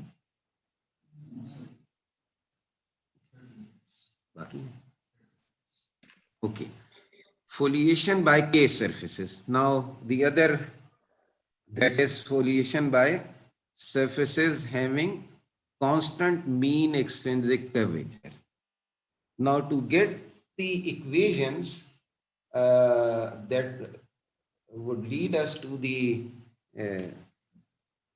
hypersurfaces having constant mean extrinsic curvature, the idea used is by Brill, Cavallo, and Eisenberg in 18, and the idea was in Euclidean space, spheres have the constant mean extrinsic curvature. Okay? So spheres have constant mean extrinsic curvature, and they also have the property that they have a least surface area for a fixed enclosed volume. So if I have to enclose, say, some volume, 1 liter in a container, then and I want that the container should have the least surface area, it is the sphere. And sphere also have the property that they have constant mean extrinsic curvature. So using this idea and extending it to 4 dimensions, what they Brill et al. They did was that assuming that there is a fixed hypersurface S1 and taking some arbitrary hypersurface S and keeping the volume fixed enclosed by S and S1 and extremizing the area, 3-dimensional area S of the hypersurface. So S is an arbitrary hypersurface, S1 is the fixed, and so these are 3-dimensional hypersurfaces. So it is not just so taking the volume enclosed by S and S1 as V and holding the constant this 4 volume and extremizing the 3-dimensional area. So to do this, one needs to do the just usual variational principle. So taking that action as the AS and the Lagrange multiplier into volume, which is given by equation 14, and with some calculation, one can show that this turns out to be equal to this. This is constant area of the fixed hypersurface, and this is. Now the variational principle then requires that the integrand must be 0, and integrand must be 0 means lambda should be, which is the Lagrange multiplier constant, is the covariant derivative of the unit normal vector. So derivative of the unit normal vector with this signature -1 is nothing but the mean extrinsic curvature. So this shows that the Lagrange multiplier, which is a constant, is nothing but just here is equal to the mean extrinsic curvature. So this idea works, and we get the differential equation using this. Now, if we have a metric, again, we can write e to the nu in the last example, or any function of R. So spherically symmetric and static geometry and arbitrary. If we have this spherically symmetric and static geometry, then using the above variational principle, we come across this type of differential equation. Okay. Now, in spherical symmetry, if we assume that theta and phi, we fix theta and phi, and that we can do without loss of generality in a spherical symmetric situation, then this equation, the above equation, this reduces to this 18. And well, I'm without going into this differential equation, and this differential equation, which represents the solution of this differential equation, t as a function of r, keeping theta and phi constant, this differential equation dt over dr represents the differential equation whose solution give us the surfaces which have constant mean extrinsic curvature. Now this differential equation is non-linear. Solving it numerically, we do have this this result, that this geometry, these hypersurfaces, these are different hypersurfaces, and we have sequence, and one can show that as the curvature goes to infinity, we get to this outer boundary. So we do have this foliation of Schwarzschild by constant. And this is the foliation of the Reisen-Ostrom geometry, that is mass with charge. So it is also foliated, but this portion is left blank. So this is not a foliation. We do not have the complete foliation of the Reisen-Ostrom geometry. Now let me discuss the issue regarding coordinates and all that. Well, this is the black hole, Schwarzschild black hole surrounded by quintuses. It's the solution of the Einstein field equation. given by this by the people by this V.V. Kazelev in 2003. So this is the solution. Now here notice that for r equal to 0, this becomes infinity. So we have problem. So r equal to 0 is a problem in this geometry. And for the value of r for which this factor is 0, again we have a problem because here we have division by 0.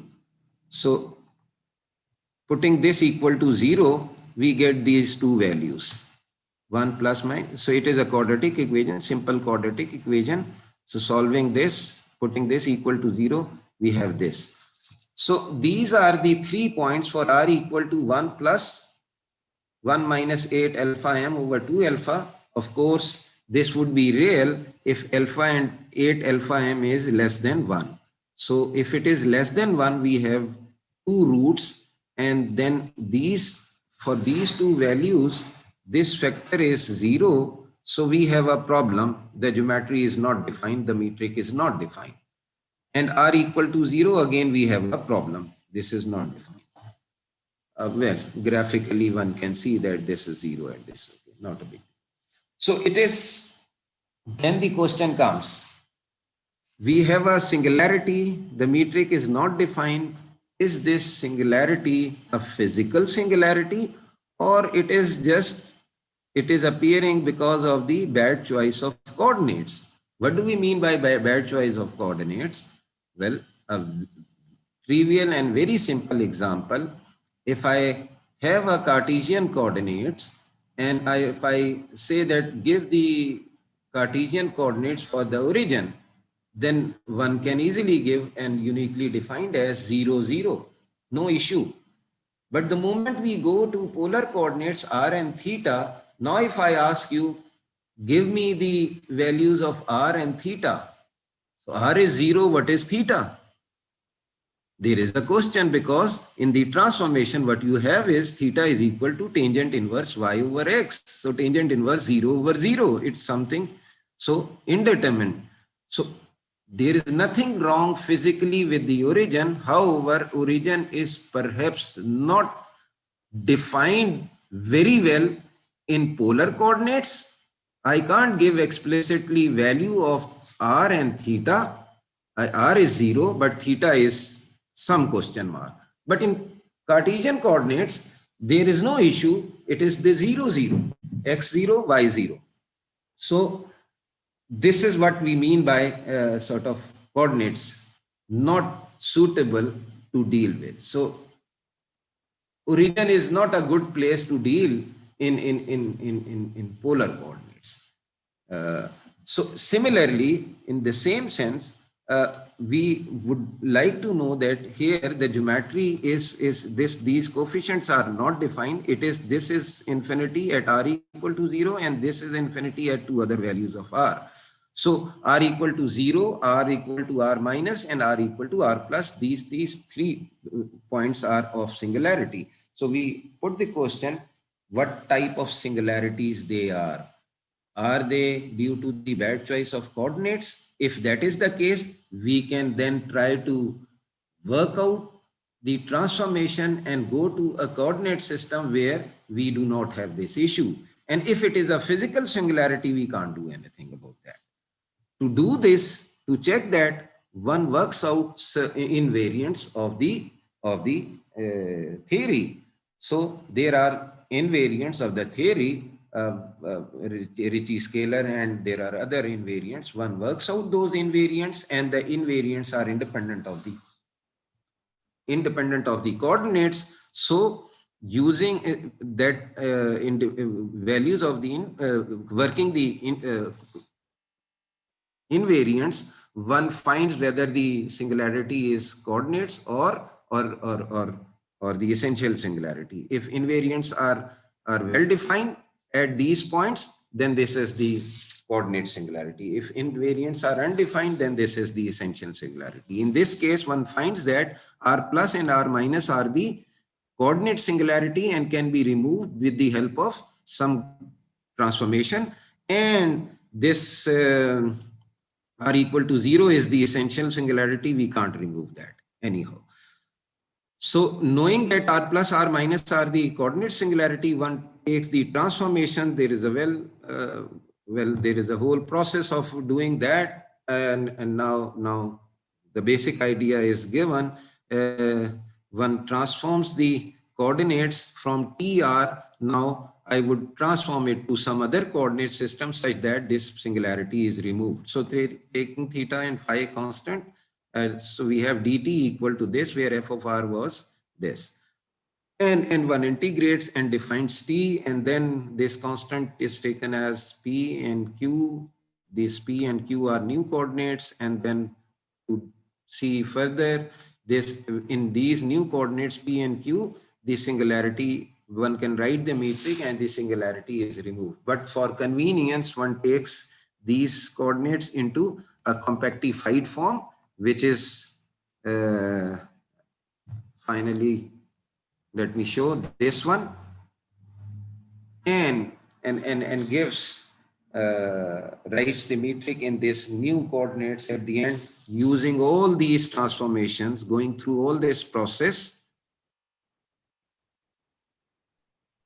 Then again transformation p hat, q hat in the r, this given by 29 and 30, and this also we scale.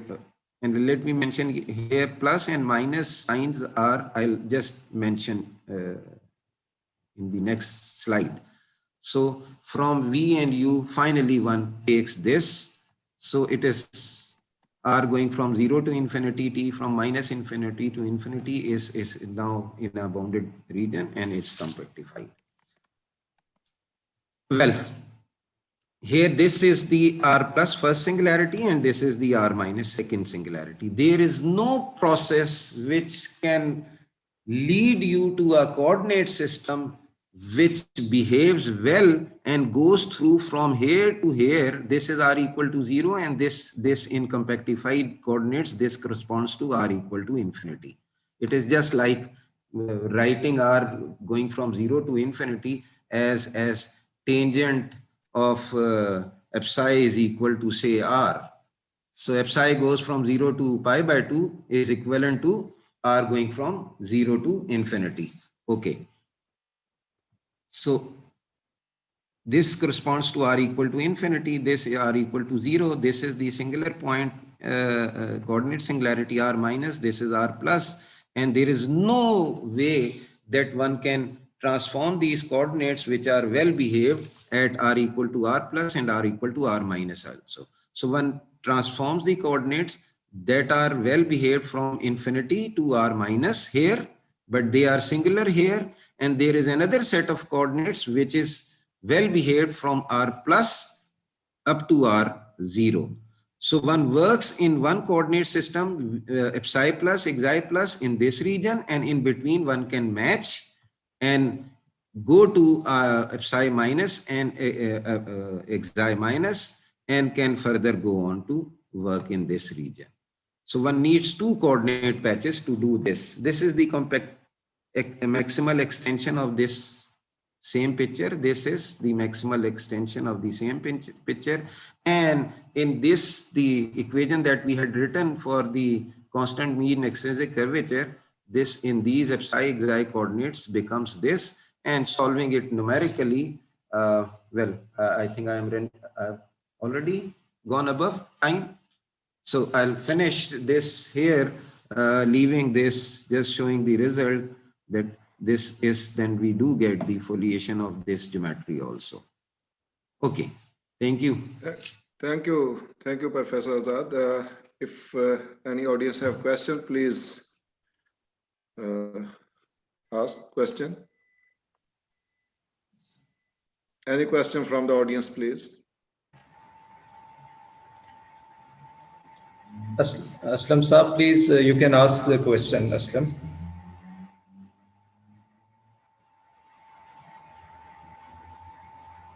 Aslam, do you have any question? He raised hand, but... Okay, probably mistakenly he raised his hand. Yes. Sana Khadim. Yes. Yes, Sana Khadim, you can ask question now. Hello, sir. Can you hear me? Yes. Yes. Thank you very much, Professor Azad, for the very nice talk and explaining in very easy to understand way. So my question is about foliation. Like you have done by using hypersurfaces. So my question is, can we do it with the help of any submanifold that is not hypersurface, like maybe Yes, dimensionless yes, to?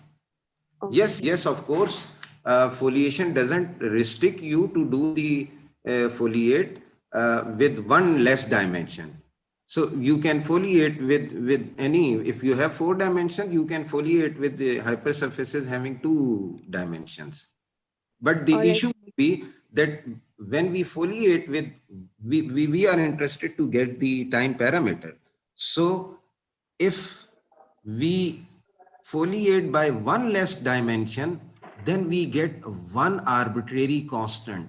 And that is which are say less, which have dimensions 2 less than that, then there would be 2 arbitrary constant. And then again, we will not be able to use any one parameter as a time. Which one is, so there would be confusion. Unique definition of time would be then ambiguous.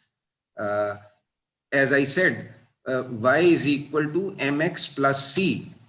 If I keep both open, m could be anything and c could be anything, then there is a confusion. But if I fix m, then we get parallel lines. So m is fixed 1, 2, 0, whatever you fix. So y is equal to 2x plus c. Now take different values of c, you will get lines parallel to each other. So you can step on each line to go further ahead in the geometry. So that will provide you a clear time parameter.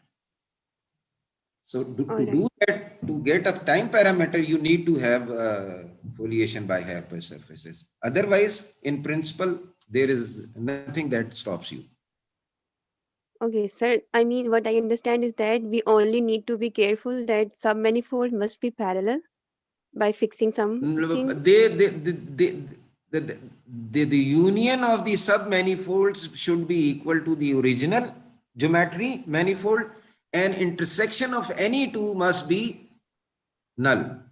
So they have to be non-intersecting submanifolds such that the union is equal to the original space.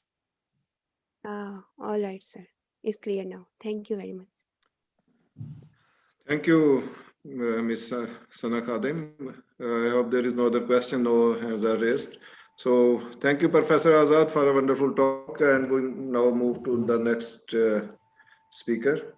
Dr. Rashid, there is one announcement that I want to make. Okay. After this talk, there will be a photo session. So all the panelists and foreign speakers, including foreign speakers, will remain online for a photo session. That will be a screenshot, basically, photo session. So that was the announcement, actually. Thank you. Thank you, Dr. Abdul Wahab. I introduced Dr. Abdul Wahab. He is ex-faculty member of NUST School of Natural Sciences. And currently he is working at Nazarbayev University, Kazakhstan. And his area is, in fact, inverse problems, biomedical imaging, and wave propagation. And today he will talk on deep elastography, a mathematical framework. The title of his talk is Deep Elastography and Mathematical Framework. That talk will be around 35 minutes, followed by question answer session. So I invite Dr. Abdul Wahab to start his talk, please. Hello. Yes, you are audible. Okay. Yes, you are audible.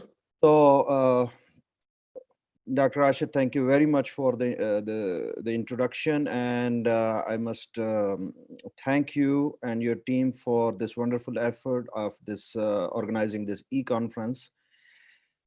So, without wasting further time, let me just give you the idea of deep elastography and today's talk. So, just consider this example. You have a biological material in blue. Can you Dr. see the Wahab, slide? Dr. Wahab, could you please share your screen? Yes, wait.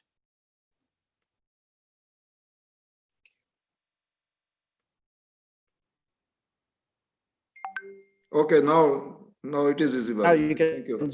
Okay. We Is can it see moving now. now? Okay. Yes. So the idea is very simple.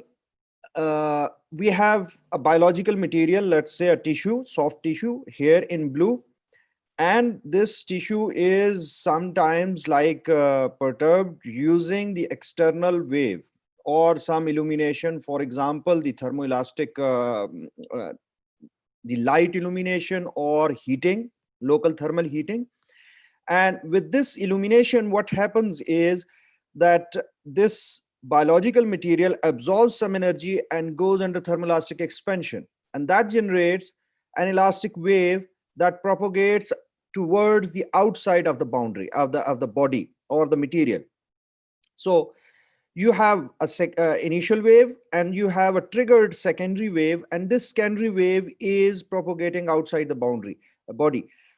Over here you have a surface which is called the imaging surface or the surface of the body in the case of human subject, and there you place a detector. So you record this outcoming wave over here, and your idea is to get information of this source in blue here from the measurements you have over this detector. Okay, you don't use actually only one detector, but you use many of them. And in fact, when we are talking about mathematical perspectives, mathematicians are very lazy in certain cases. They consider very relaxed condition which are not sometimes achievable in reality. So if I'm a mathematician and I'm dealing with this problem mathematically, what I would say is I have to recover f of x from the measurements of the wave uxt over some time interval t from 0 to capital T in a domain omega and with boundary partial omega. So partial omega is my imaging surface, and I will place infinite many detectors on the boundary. Excuse me, infinite many detectors? That's not possible. So that's the real answer from the engineers when we present them with mathematical frameworks. Okay. So there is one way out. So you can have very dense array of detectors like this shown on in red. If the distance between two consecutive detectors is less than the less than the 1 over the wavelength of this wave uxt, then according to the Nyquist theorem, you can consider it to be very dense, so that you can consider that the entire boundary is covered with detectors, because you cannot get better information if the detectors are already placed at a distance less than 1 over lambda, where lambda is here, lambda is the wavelength of this wave. Okay, but this is still stupid, because you cannot place that much detectors. It costs you, and in reality you are not allowed to have this luxury of so many detectors, thousands and thousands of them.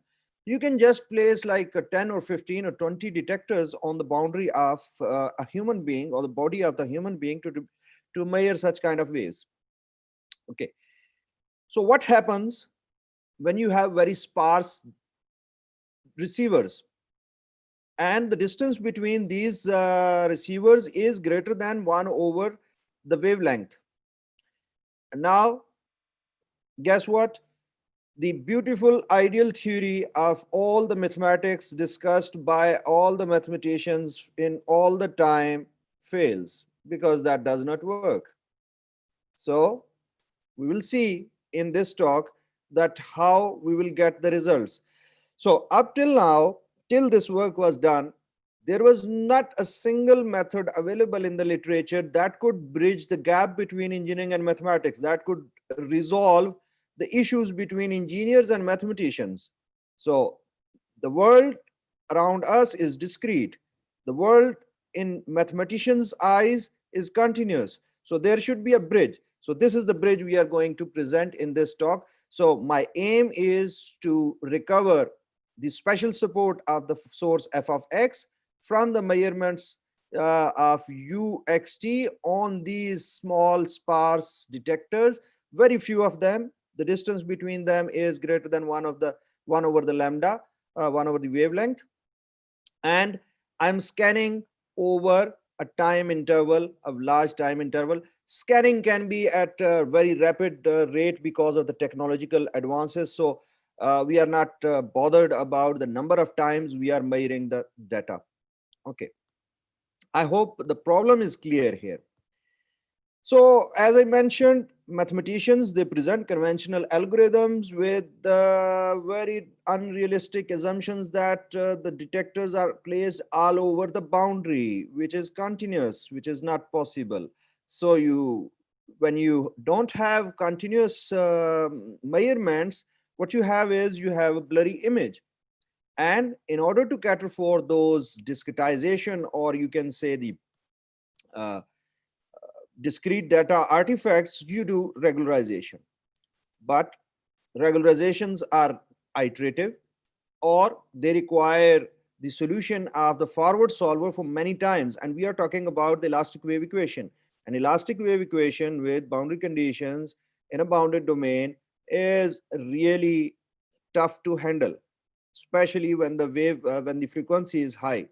Okay, so we propose here a deep learning based regularization technique where we will formulate a constraint optimization problem out of the conventional algorithm, and then we will link that constraint optimization problem to deep neural networks. And that's what I'm going to do.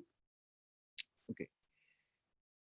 So in this talk, I'm going to talk about the inverse elastic source problem, which I just presented in a pure mathematical form. Then I will discuss about the time reversal algorithm in elastic media. I'll just review it because I don't have enough time to explain everything. I will just give you the broader ideas, how it works. And I will fully discretize this problem in elastic media. Finally, I will link this fully discretized problem to deep learning, and deep neural network will be emerging out of this deep learning concept. And I will present some numerical experiments to show you how it works. Okay. So let's consider this problem with continuous data, which I have just presented.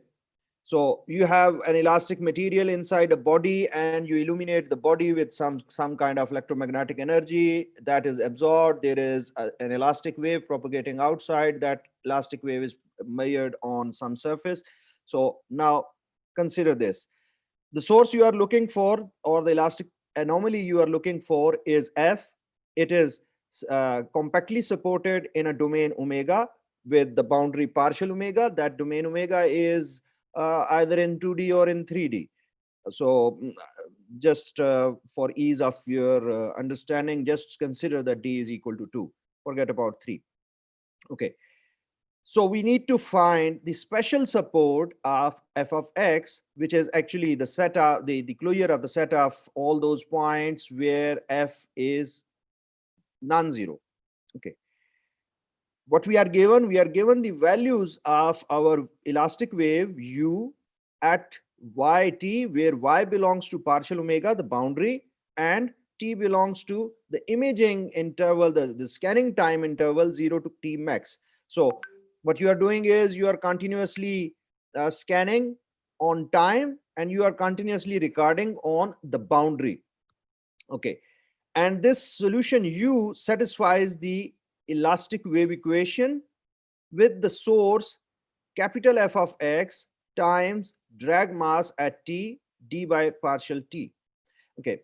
Now let me just elaborate this source term here, because the illumination which actually created the elastic wave was just like a pulse in time. So it was punctual in time. That's why there is just a Dirac delta here. But the source which created the elastic wave, especially, that was f of x, but that was an extended density, right? So that's why we are going to have a source partial by partial t Dirac delta 0 at t f of x. Okay. And since before the illumination, there was no wave, so we have zero initial conditions. Tmax is sufficiently large so that uxt and its time derivative becomes zero for all x at the boundary after Tmax, after time Tmax. So that says that all the contributions of the waves generated by this one illumination are received at the boundary for all times. Okay. This operator, which is called this Navier's operator, lambda L lambda mu, it's defined in terms of the Hessian and the gradient of Laplacian of the vector u here. Okay, this is called the Lamé operator, and lambda mu are the Lamé parameters, which are actually the parameters describing the elastic properties of the tissue F, a tissue which is represented by omega. Okay, so that was the continuous problem. Let's talk about the discrete version. We don't have continuous measurements. We have only discrete measurements. So in order to describe this problem in discrete formulation, I need to design the source to measurement operator. Given a source F, how it will be related to the output U, which is detected on the boundary. And U detected on the boundary is denoted by dyT. So using Green's theorem, one can simply see that this u at the boundary is integral omega partial by partial t g of y minus zt f of z dz. Now this z is any point inside omega, and we are integrating over it, and y is any point on the boundary partial omega. So the relationship between u and f defined by this equation here, that gives me the source to measurement operator D. Okay. Now, I have used here the elastodynamic Green's function. We have the expressions for the elastodynamic Green's function in terms of its Fourier transform. What we have is we have the discrete locations of the detectors, which I showed in the picture on first slide.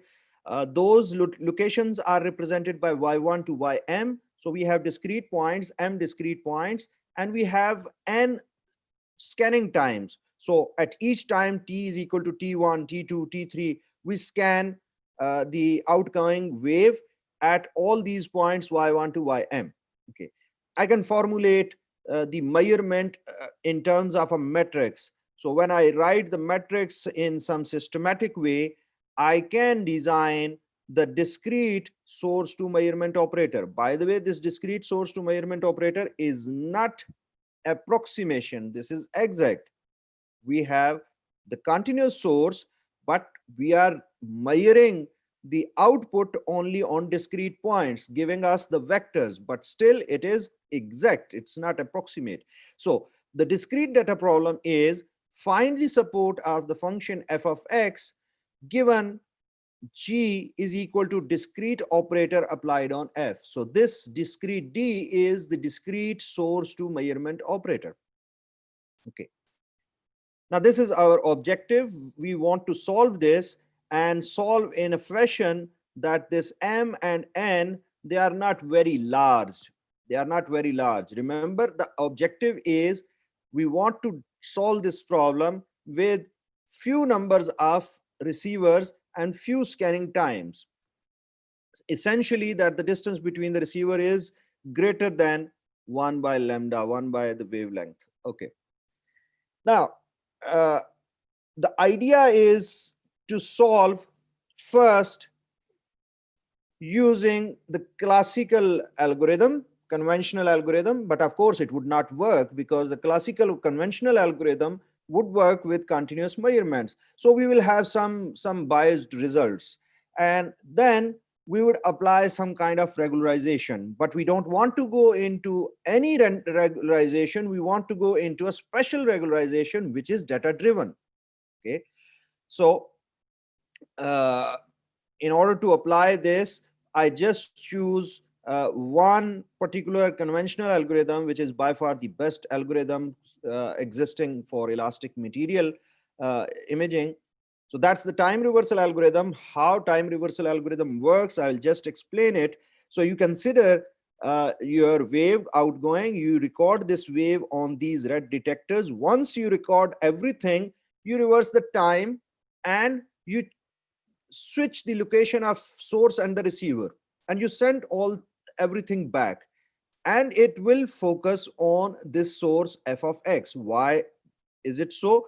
Because the wave operator you just saw in elastic media is self-adjoint.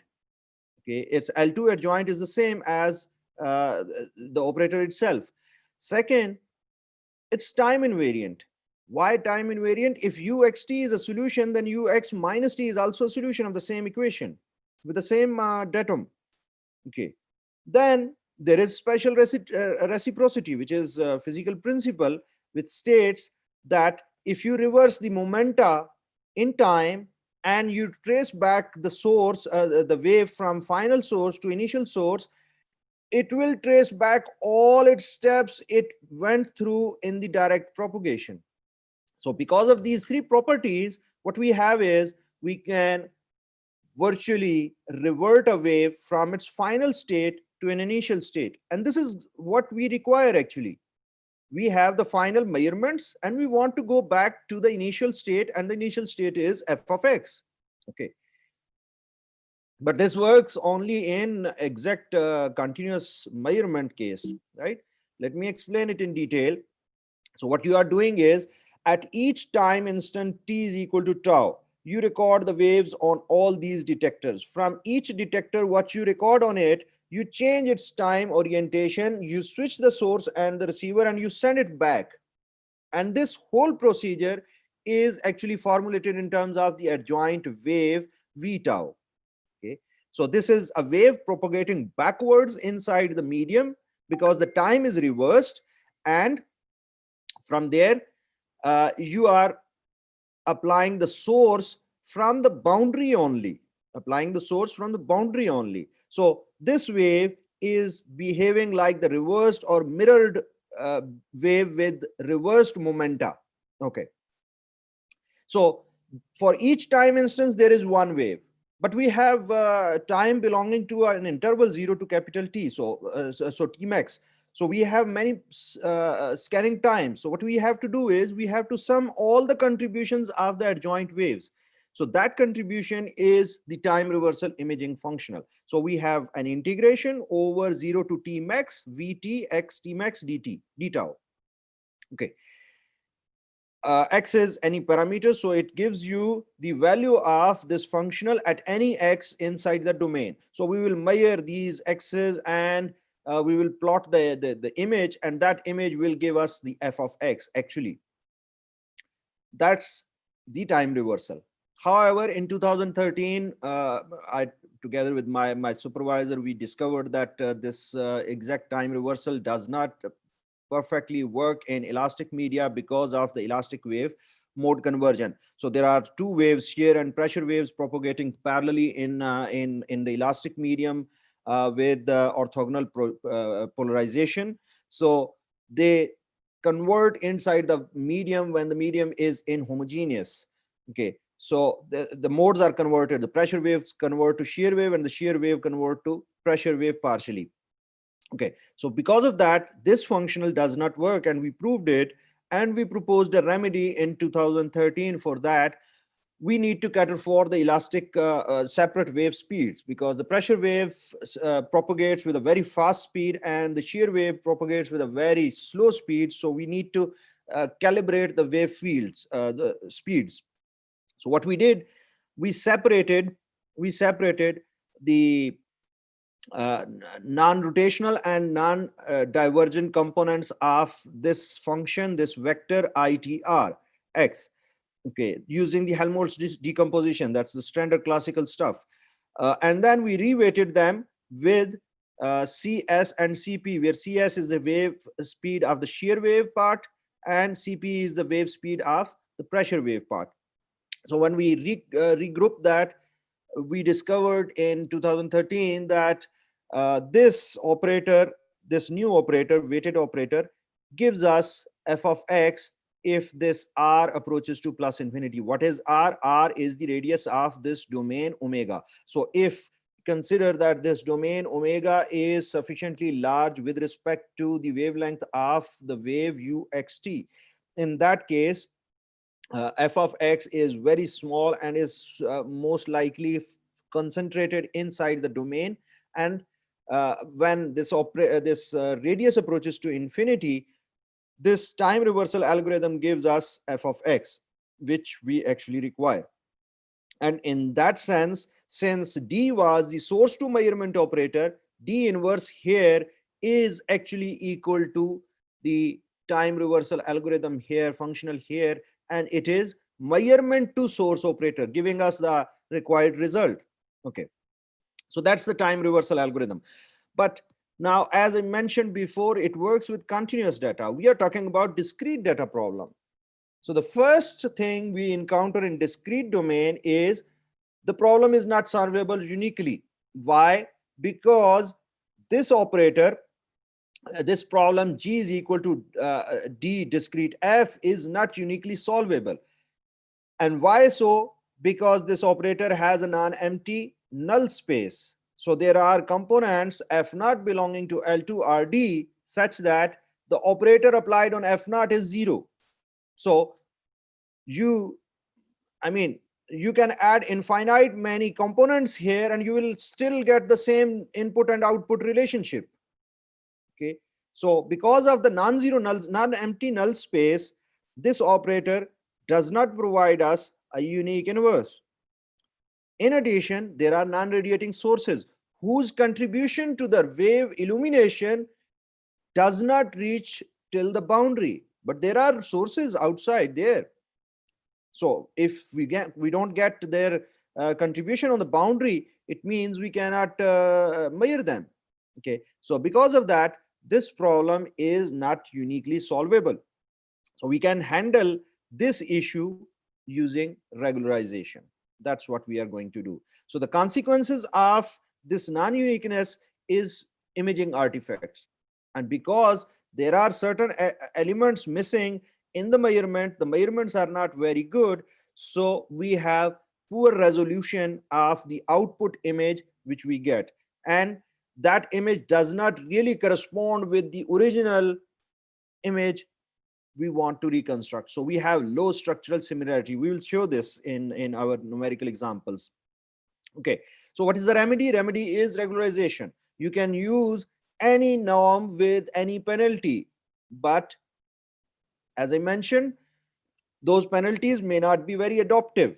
So we want to have an adaptive penalty term with this optimization problem. So we look for a low dimensional manifold constraint using structured low rank penalty, which will lead us to deep learning concept. Why this and how we will relate it. Let's look at this.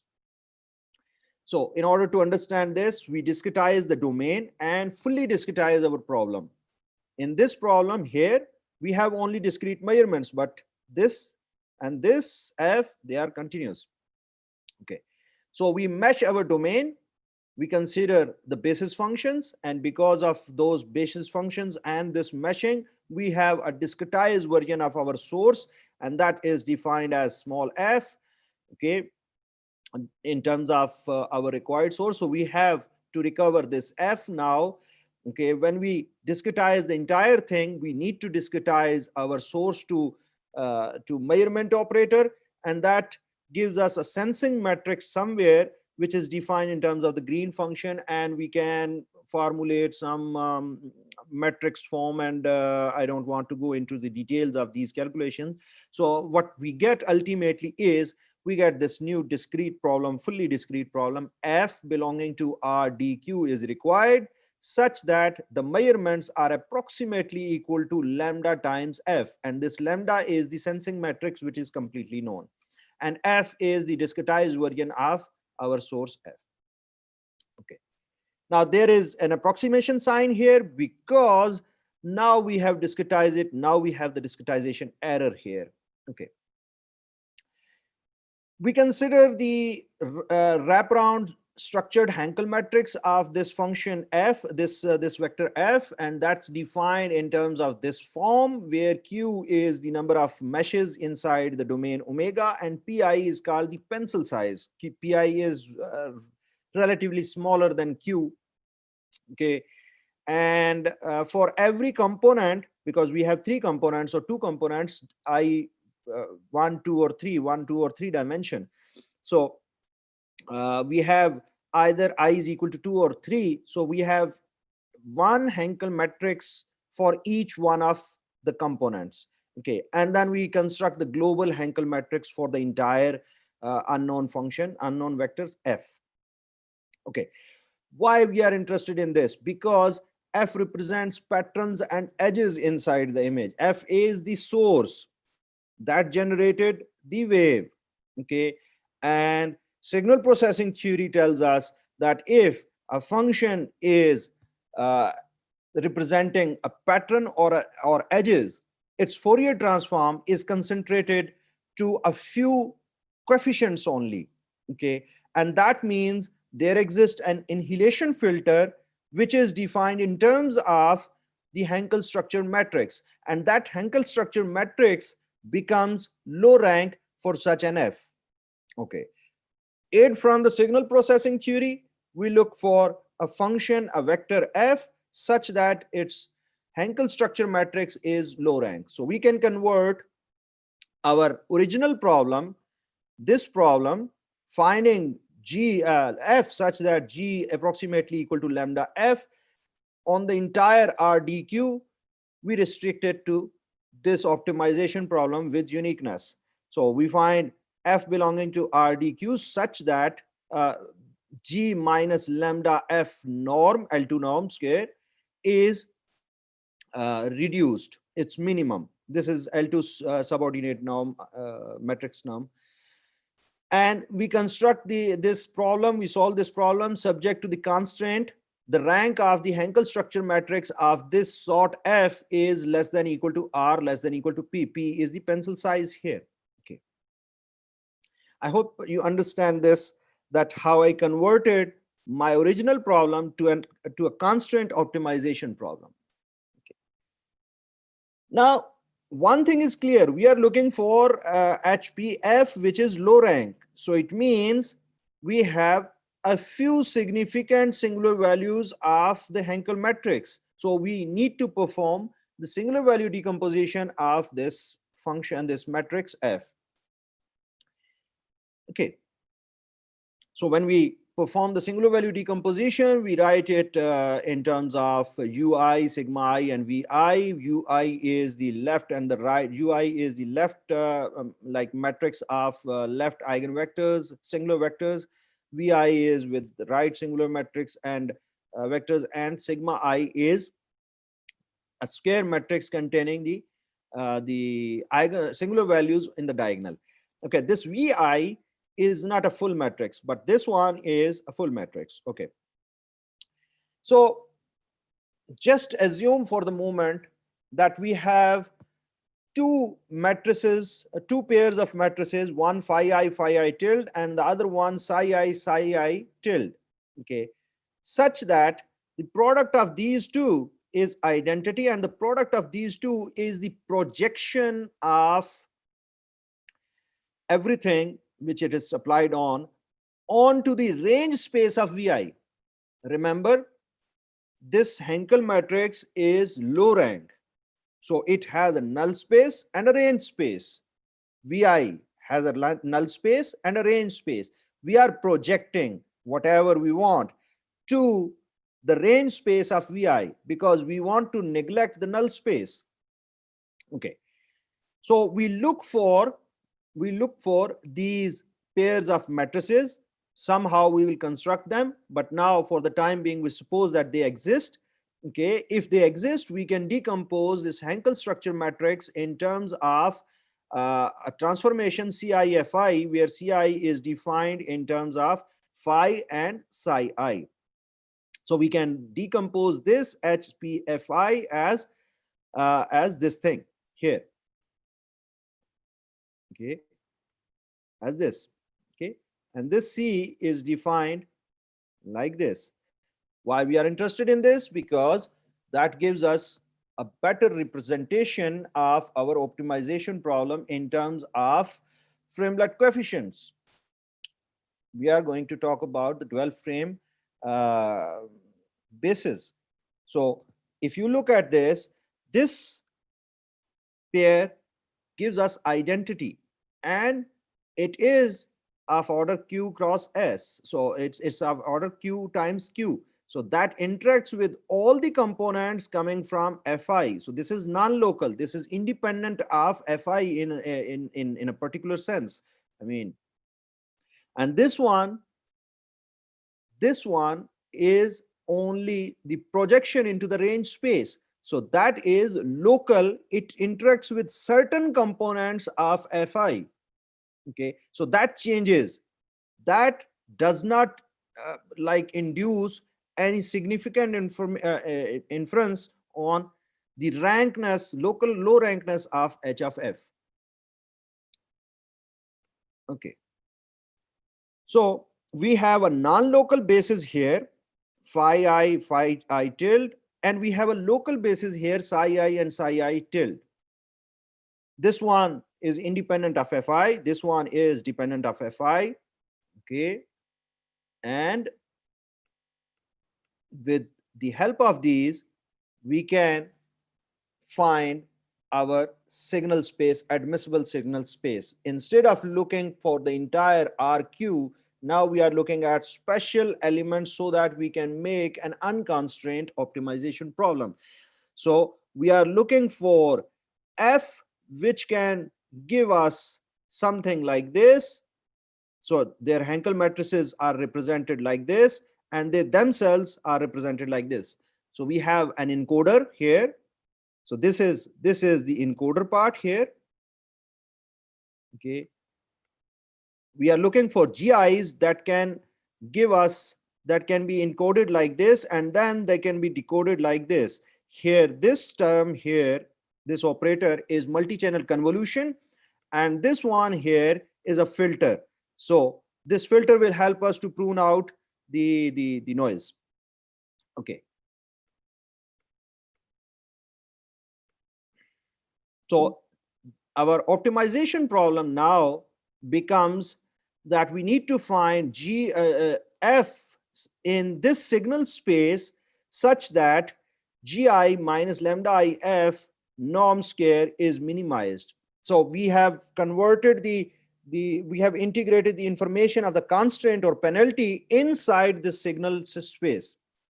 Okay, where we have encoder and decoder, we have pooling and unpooling, user specified because that's independent of Fi in a real sense, and psi I, phi I, these are convolutional, or you can say deconvolutional filters to be learned from the data. Now let me rephrase my entire problem. So my problem is this: I wanted to solve a discrete problem. The conventional algorithm fails. I applied the conventional algorithm no matter what. I got artifacts in the image. I did apply some regularization, but the regularization I applied using a penalty, and that penalty was based on the low rankness of the vector F, because if F is pattern or edges, its Fourier component is reduced to a few coefficients, and we have an inhalation filter, and the Hankel matrix associated with the function is low ranked. When it's low ranked, we perform its singular value decomposition. We convert the problem which we solved, designed as optimization problem with constraint, to an unconstrained optimization problem. Now this unconstrained optimization problem links us to the neural network. How it links us to the neural network? because there is a pooling layer, there is an unpooling layer, there is user-defined pooling and unpooling. This is the non-local basis. We have the local basis here, which is the deconvolution filter. And if we said, suppose that phi I and psi I exist, now I say how we should calculate such phi I and psi I.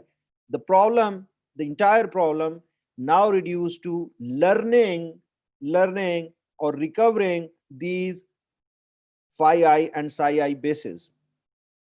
Okay, so how we can find psi I and phi I bases so that they are recovered from the data itself, the discrete data. If we can recover such phi I, psi I, we can solve this problem and we can resolve our original task. Okay, so in order to learn this, what we do is we consider the right pseudo inverse of our sensing matrix lambda. But since the null space of the operator lambda is not empty, every reconstruction will give us, or its inverse will give us, f equal to f star plus f naught, where f star is our true solution and f naught is an additive unknown null space component. So we have the non-uniqueness. We need to fix this non-uniqueness using our psi I and psi I tilde. So we look for the basis function, local basis psi I, phi I tilde, such that this null component is annihilated. So we define a function, a transformation ki, and we need to learn this ki in such a manner that when we apply the transformation psi on this thing, this becomes zero. Okay, this becomes zero, applied on the null component. Okay, so the entire problem now is to recover psi I tilde. If we recover that, satisfying this equation here, we are done. Okay, in order to do that, we consider this optimization problem. Find psi I tilde such that this norm is minimized. Now, how we can do that? We wanted to do it using data-driven concept. So we consider some pairs of known input and output. Okay, from there we minimize this functional and try to learn this operator ki such that this is minimized, and from there we try to solve this optimization problem for psi I tilde. So in order to learn this, we use deep learning. Okay, and that's the final step in our algorithm. We have this schematic diagram of the entire framework. So we have the measurements, which are discrete. NR is the radial measurements and NK is the temporal measurement. We have 60 scanning times here, and we have 60 detectors on the boundary. We get classical reconstruction using analytic algorithm or conventional algorithm. This is with blur.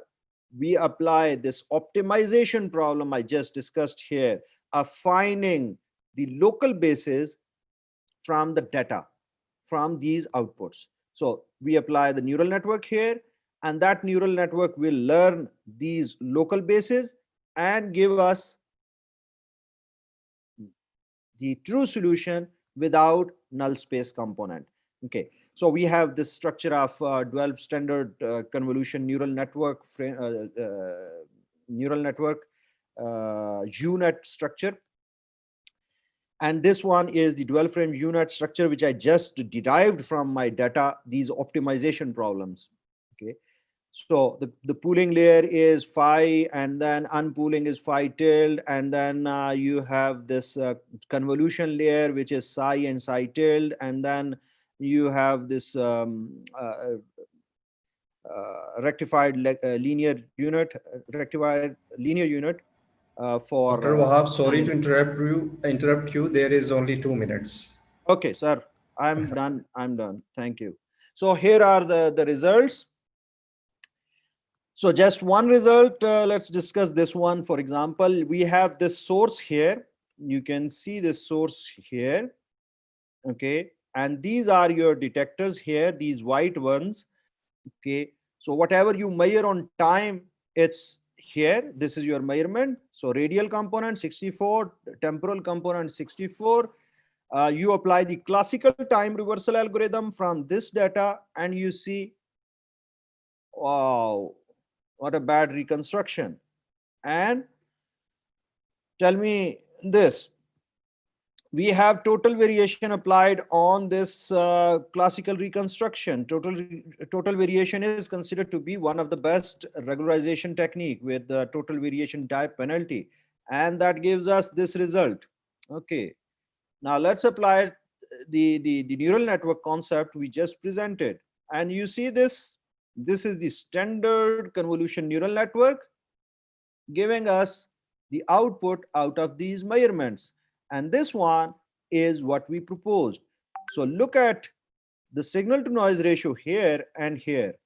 So we got like 3 signal to noise ratio increment in our algorithm. We have structural similarity better than the standard unit, and with noisy measurements we also get the same result. So with extended sources we can work even better here with noisy measurements, and this is just the comparison of signal to noise ratio and structural similarity between the reconstructions. Thank you very much. These are some references. The results I presented were published in this first article. Time reversal algorithm was published here, and other sparsity reconstruction algorithm related to this problem was published in SAM Journal of Imaging Sciences 2017. And this is a comprehensive book containing most of the state of the art on elasticity imaging till today. Thanks. Thank you, Dr. Abdul Wahab. There are no hands are not raised, but even then, if any audience wish to ask the question, so there is one hand. Please go ahead. Do ask. Assalamu alaikum, sir. Kamal Ejaz here. Thank you so much, sir, for a very nice, interesting talk. I am just asking that can we use this time reversal technique for initially stressed materials? Well, that's a good question. Depends if you still have the reciprocity and time invariance. So it needs to be checked out, because in elastic media you are talking about elastic material, right? Initially pre-stressed elastic material. Definitely, pre-stress are if we consider a tissue with some residual stress. Yeah, so I mean, it depends. If you look at the L2 adjoint of your wave operator. So if the L2 adjoint of the wave operator is still like self-adjoint, it's the same as the direct operator, then you can still do it, because the reciprocity and time invariance, they both are important. However, if the time invariance is slightly broken, you can fix it, but reciprocity is irreparable. So if in the pre-stressed material the reciprocity principle fails, then you can't use time reversal algorithm. One more thing is the mode conversion. So you need to understand the mode conversion in that case. So even then the application of the time reversal will depend on the mode conversion phenomena. So what I am understanding is that there are the certain limitations like reciprocity and mode conversions. Yeah. If we want to apply it for the initially stressed materials. Yeah, but I mean, don't think this to be a rigid problem here, because I presented time reversal because this is the state of the art in conventional algorithms. You can use this entire framework which I presented with any conventional algorithm. Okay. Not necessarily time reversal.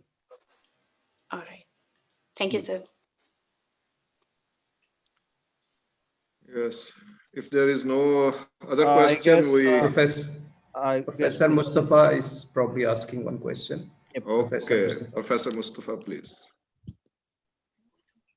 Thank you, Dr. Wahab, Abdul Wahab, for this nice peace engineering work. And I think your technique, the accuracy of your technique depends on the number of detectors or sensors, right?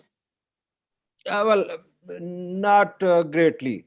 I mean, I mean, if you have reasonably like decent number of detectors, not necessarily up to the Nyquist sampling rate, it works.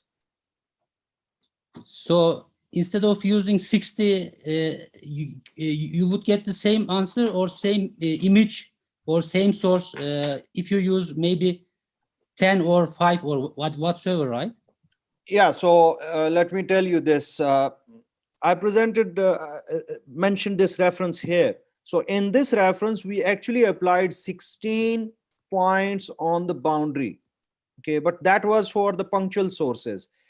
Let me tell you this, that just compare it now with the conventional algorithm. Usual assumption on these kind of algorithms is you have 2 raised to the power 11 detectors or 2 raised to the power 12 detectors. So reducing that number to 60 or 40, it's already, I mean, state of the art. But yes, I agree, there is, of course, there is certain limitation on your like number of detection. So that is strictly depending on the understanding of the neural networks. And we don't have actually that insight, not only for this problem, for any other problem, because, you know, conventional neural networks, they are still by and large ununderstandable. Okay, thank you very much.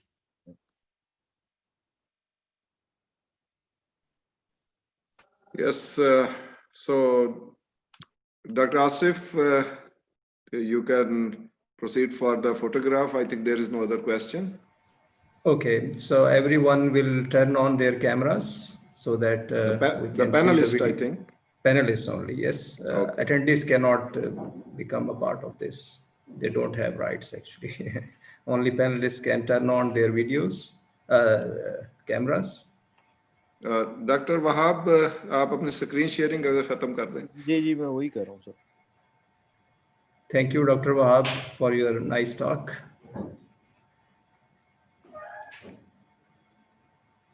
Okay. So, Professor Mustafa, if it is possible for you to turn on your video.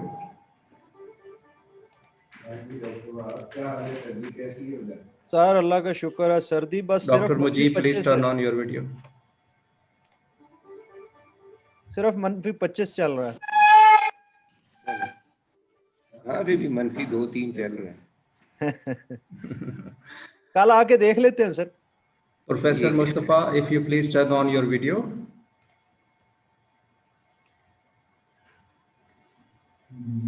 Thank you, Professor Mustafa. So I will take some a few screenshots. It's online photography. So let me check first. Okay. You will just look at your cameras.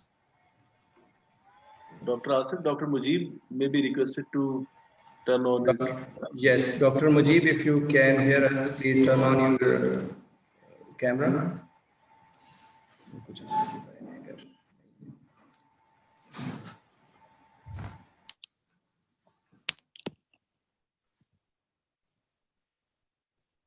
Okay, I'm taking screenshots.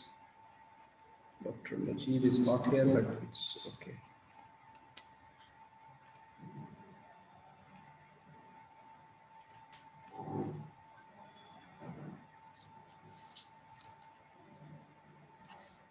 If you just keep looking at the camera.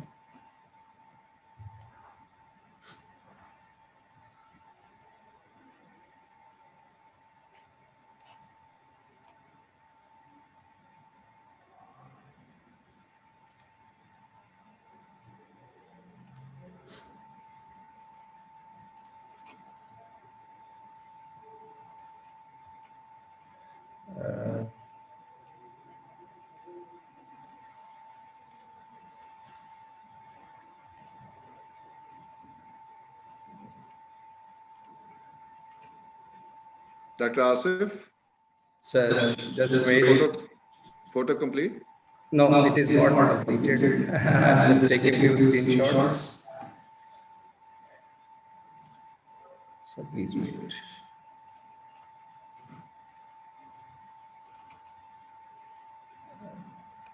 Dr. Rashid, if you could speak so that your video will be on the front.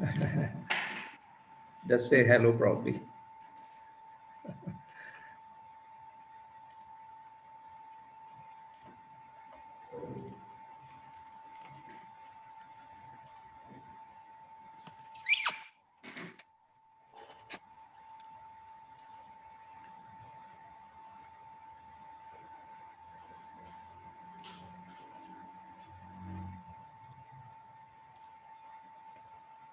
Only 2 screenshots are left. Please wait.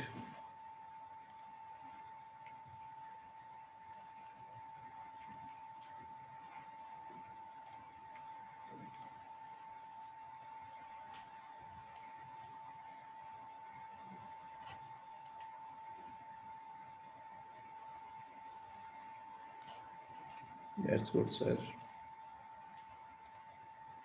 Only last one.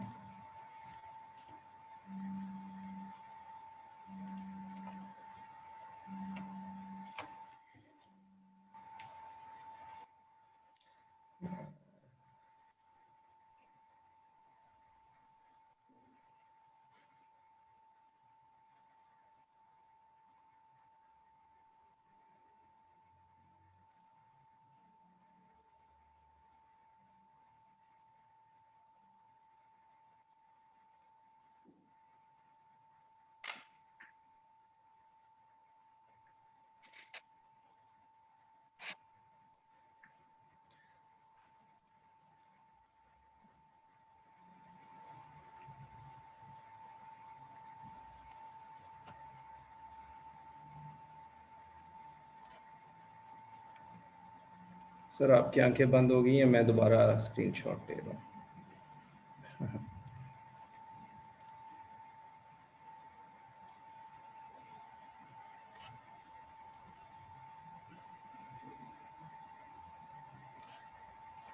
Thank you. Thank you. So we meet at 2 o'clock now, right?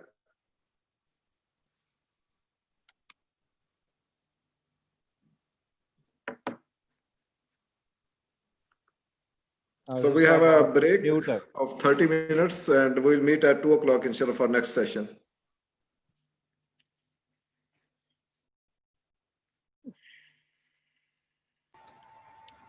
Okay, thank you. The next session will start at 2 o'clock. Thank you very much.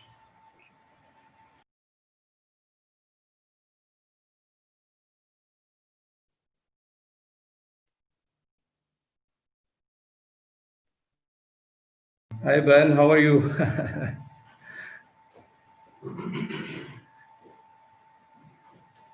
Can you hear, Ben? Your Sorry. mic is off. Yes. How are you, Now, Ben? now it's on. Yes, now it's on. How are you? You Thank you, Asif. I'm doing fine. How are you? I'm good. I'm good. Thank you. Thank you Very very good. much. Very good. You have to wake up quite early in the morning, I guess. That's true. But well, now it's getting light here. We are having morning, 9:30 here. No classes today, or is there exam? No. The class is finished in November. So the exam period is over. So now students are on holidays. Okay. And I am in home office. Okay. So Professor Muller, how did you conduct the exams? Well, home exam. That is home exam, which nobody is very happy with that because there is no surveillance of the students at all. So what I did, I made the exam extremely tough. So they did not have that much chance to exchange, but you never know. If they work together in the room, you don't know. Yeah. So That's the problem everywhere. In fact, that's the problem everywhere. We have same problem, and you see, it's very difficult that the students are in exam without any surveillance. Yeah, yeah. Of course, for the small courses, we could do digital oral exam, so that is better. But if you have many students, you cannot do that. It's impossible. Yeah, that's the problem. Yeah. But how is the corona situation now in Norway? Well, it is actually not that bad. It's Norway has come through this pandemic so far quite well. Trondheim, where I am living, 500 kilometers north of Oslo, has not that been much affected. Only recently there were more cases. At my university, NTNU, they were usually isolated, these students, and then all who were in contact with them put in quarantine. But there were not so many, actually. So it went rather well. How was it with you at your university? Yeah, it's not, I mean, not so bad situation, but it's not so good also. Not so bad, not so good. It's affordable situation. But anyway, we don't have classes. We are engaged in online teaching. No classes at university, but we are teaching students online, and we have exam in the last week of January and first week of February, and we'll have same issues how to conduct exam. Last in spring 2020 we conducted the exam online, and as I told, we had same situation. We face same problems, that it's very difficult to conduct exam during this period, COVID-19. Right. So I hope situation will improve in 2021. We all hope that, yes. Yeah, and I heard news in UK, there is some new variant of corona, super corona, I think. Yeah, it's a mutation, yeah. Yeah. Many countries, I think many European countries, have stopped communication by flights or other communications to the United Kingdom. So I don't know, I'm not an expert on that, but some experts say it is not that dangerous.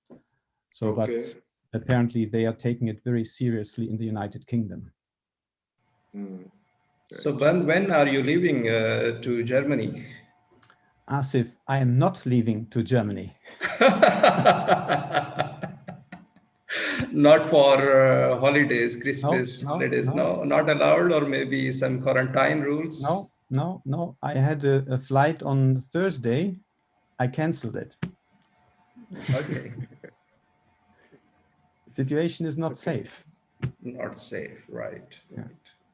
So how did you conduct the classes?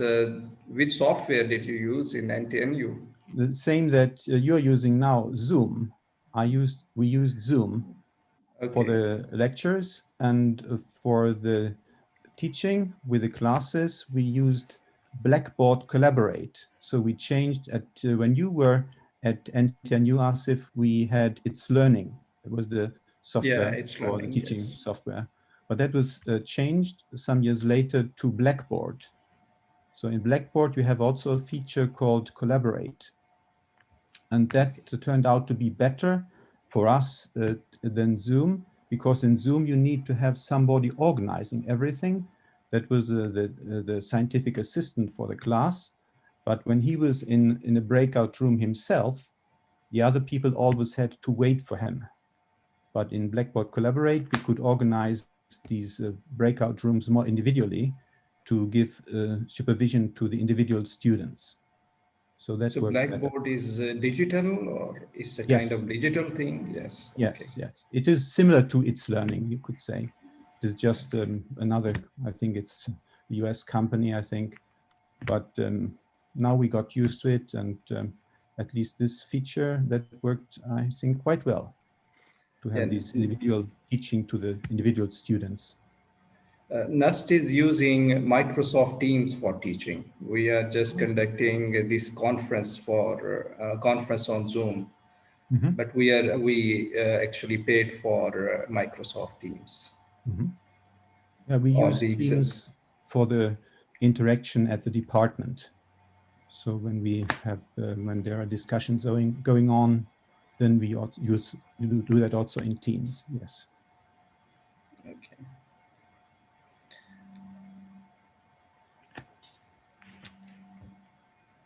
Okay.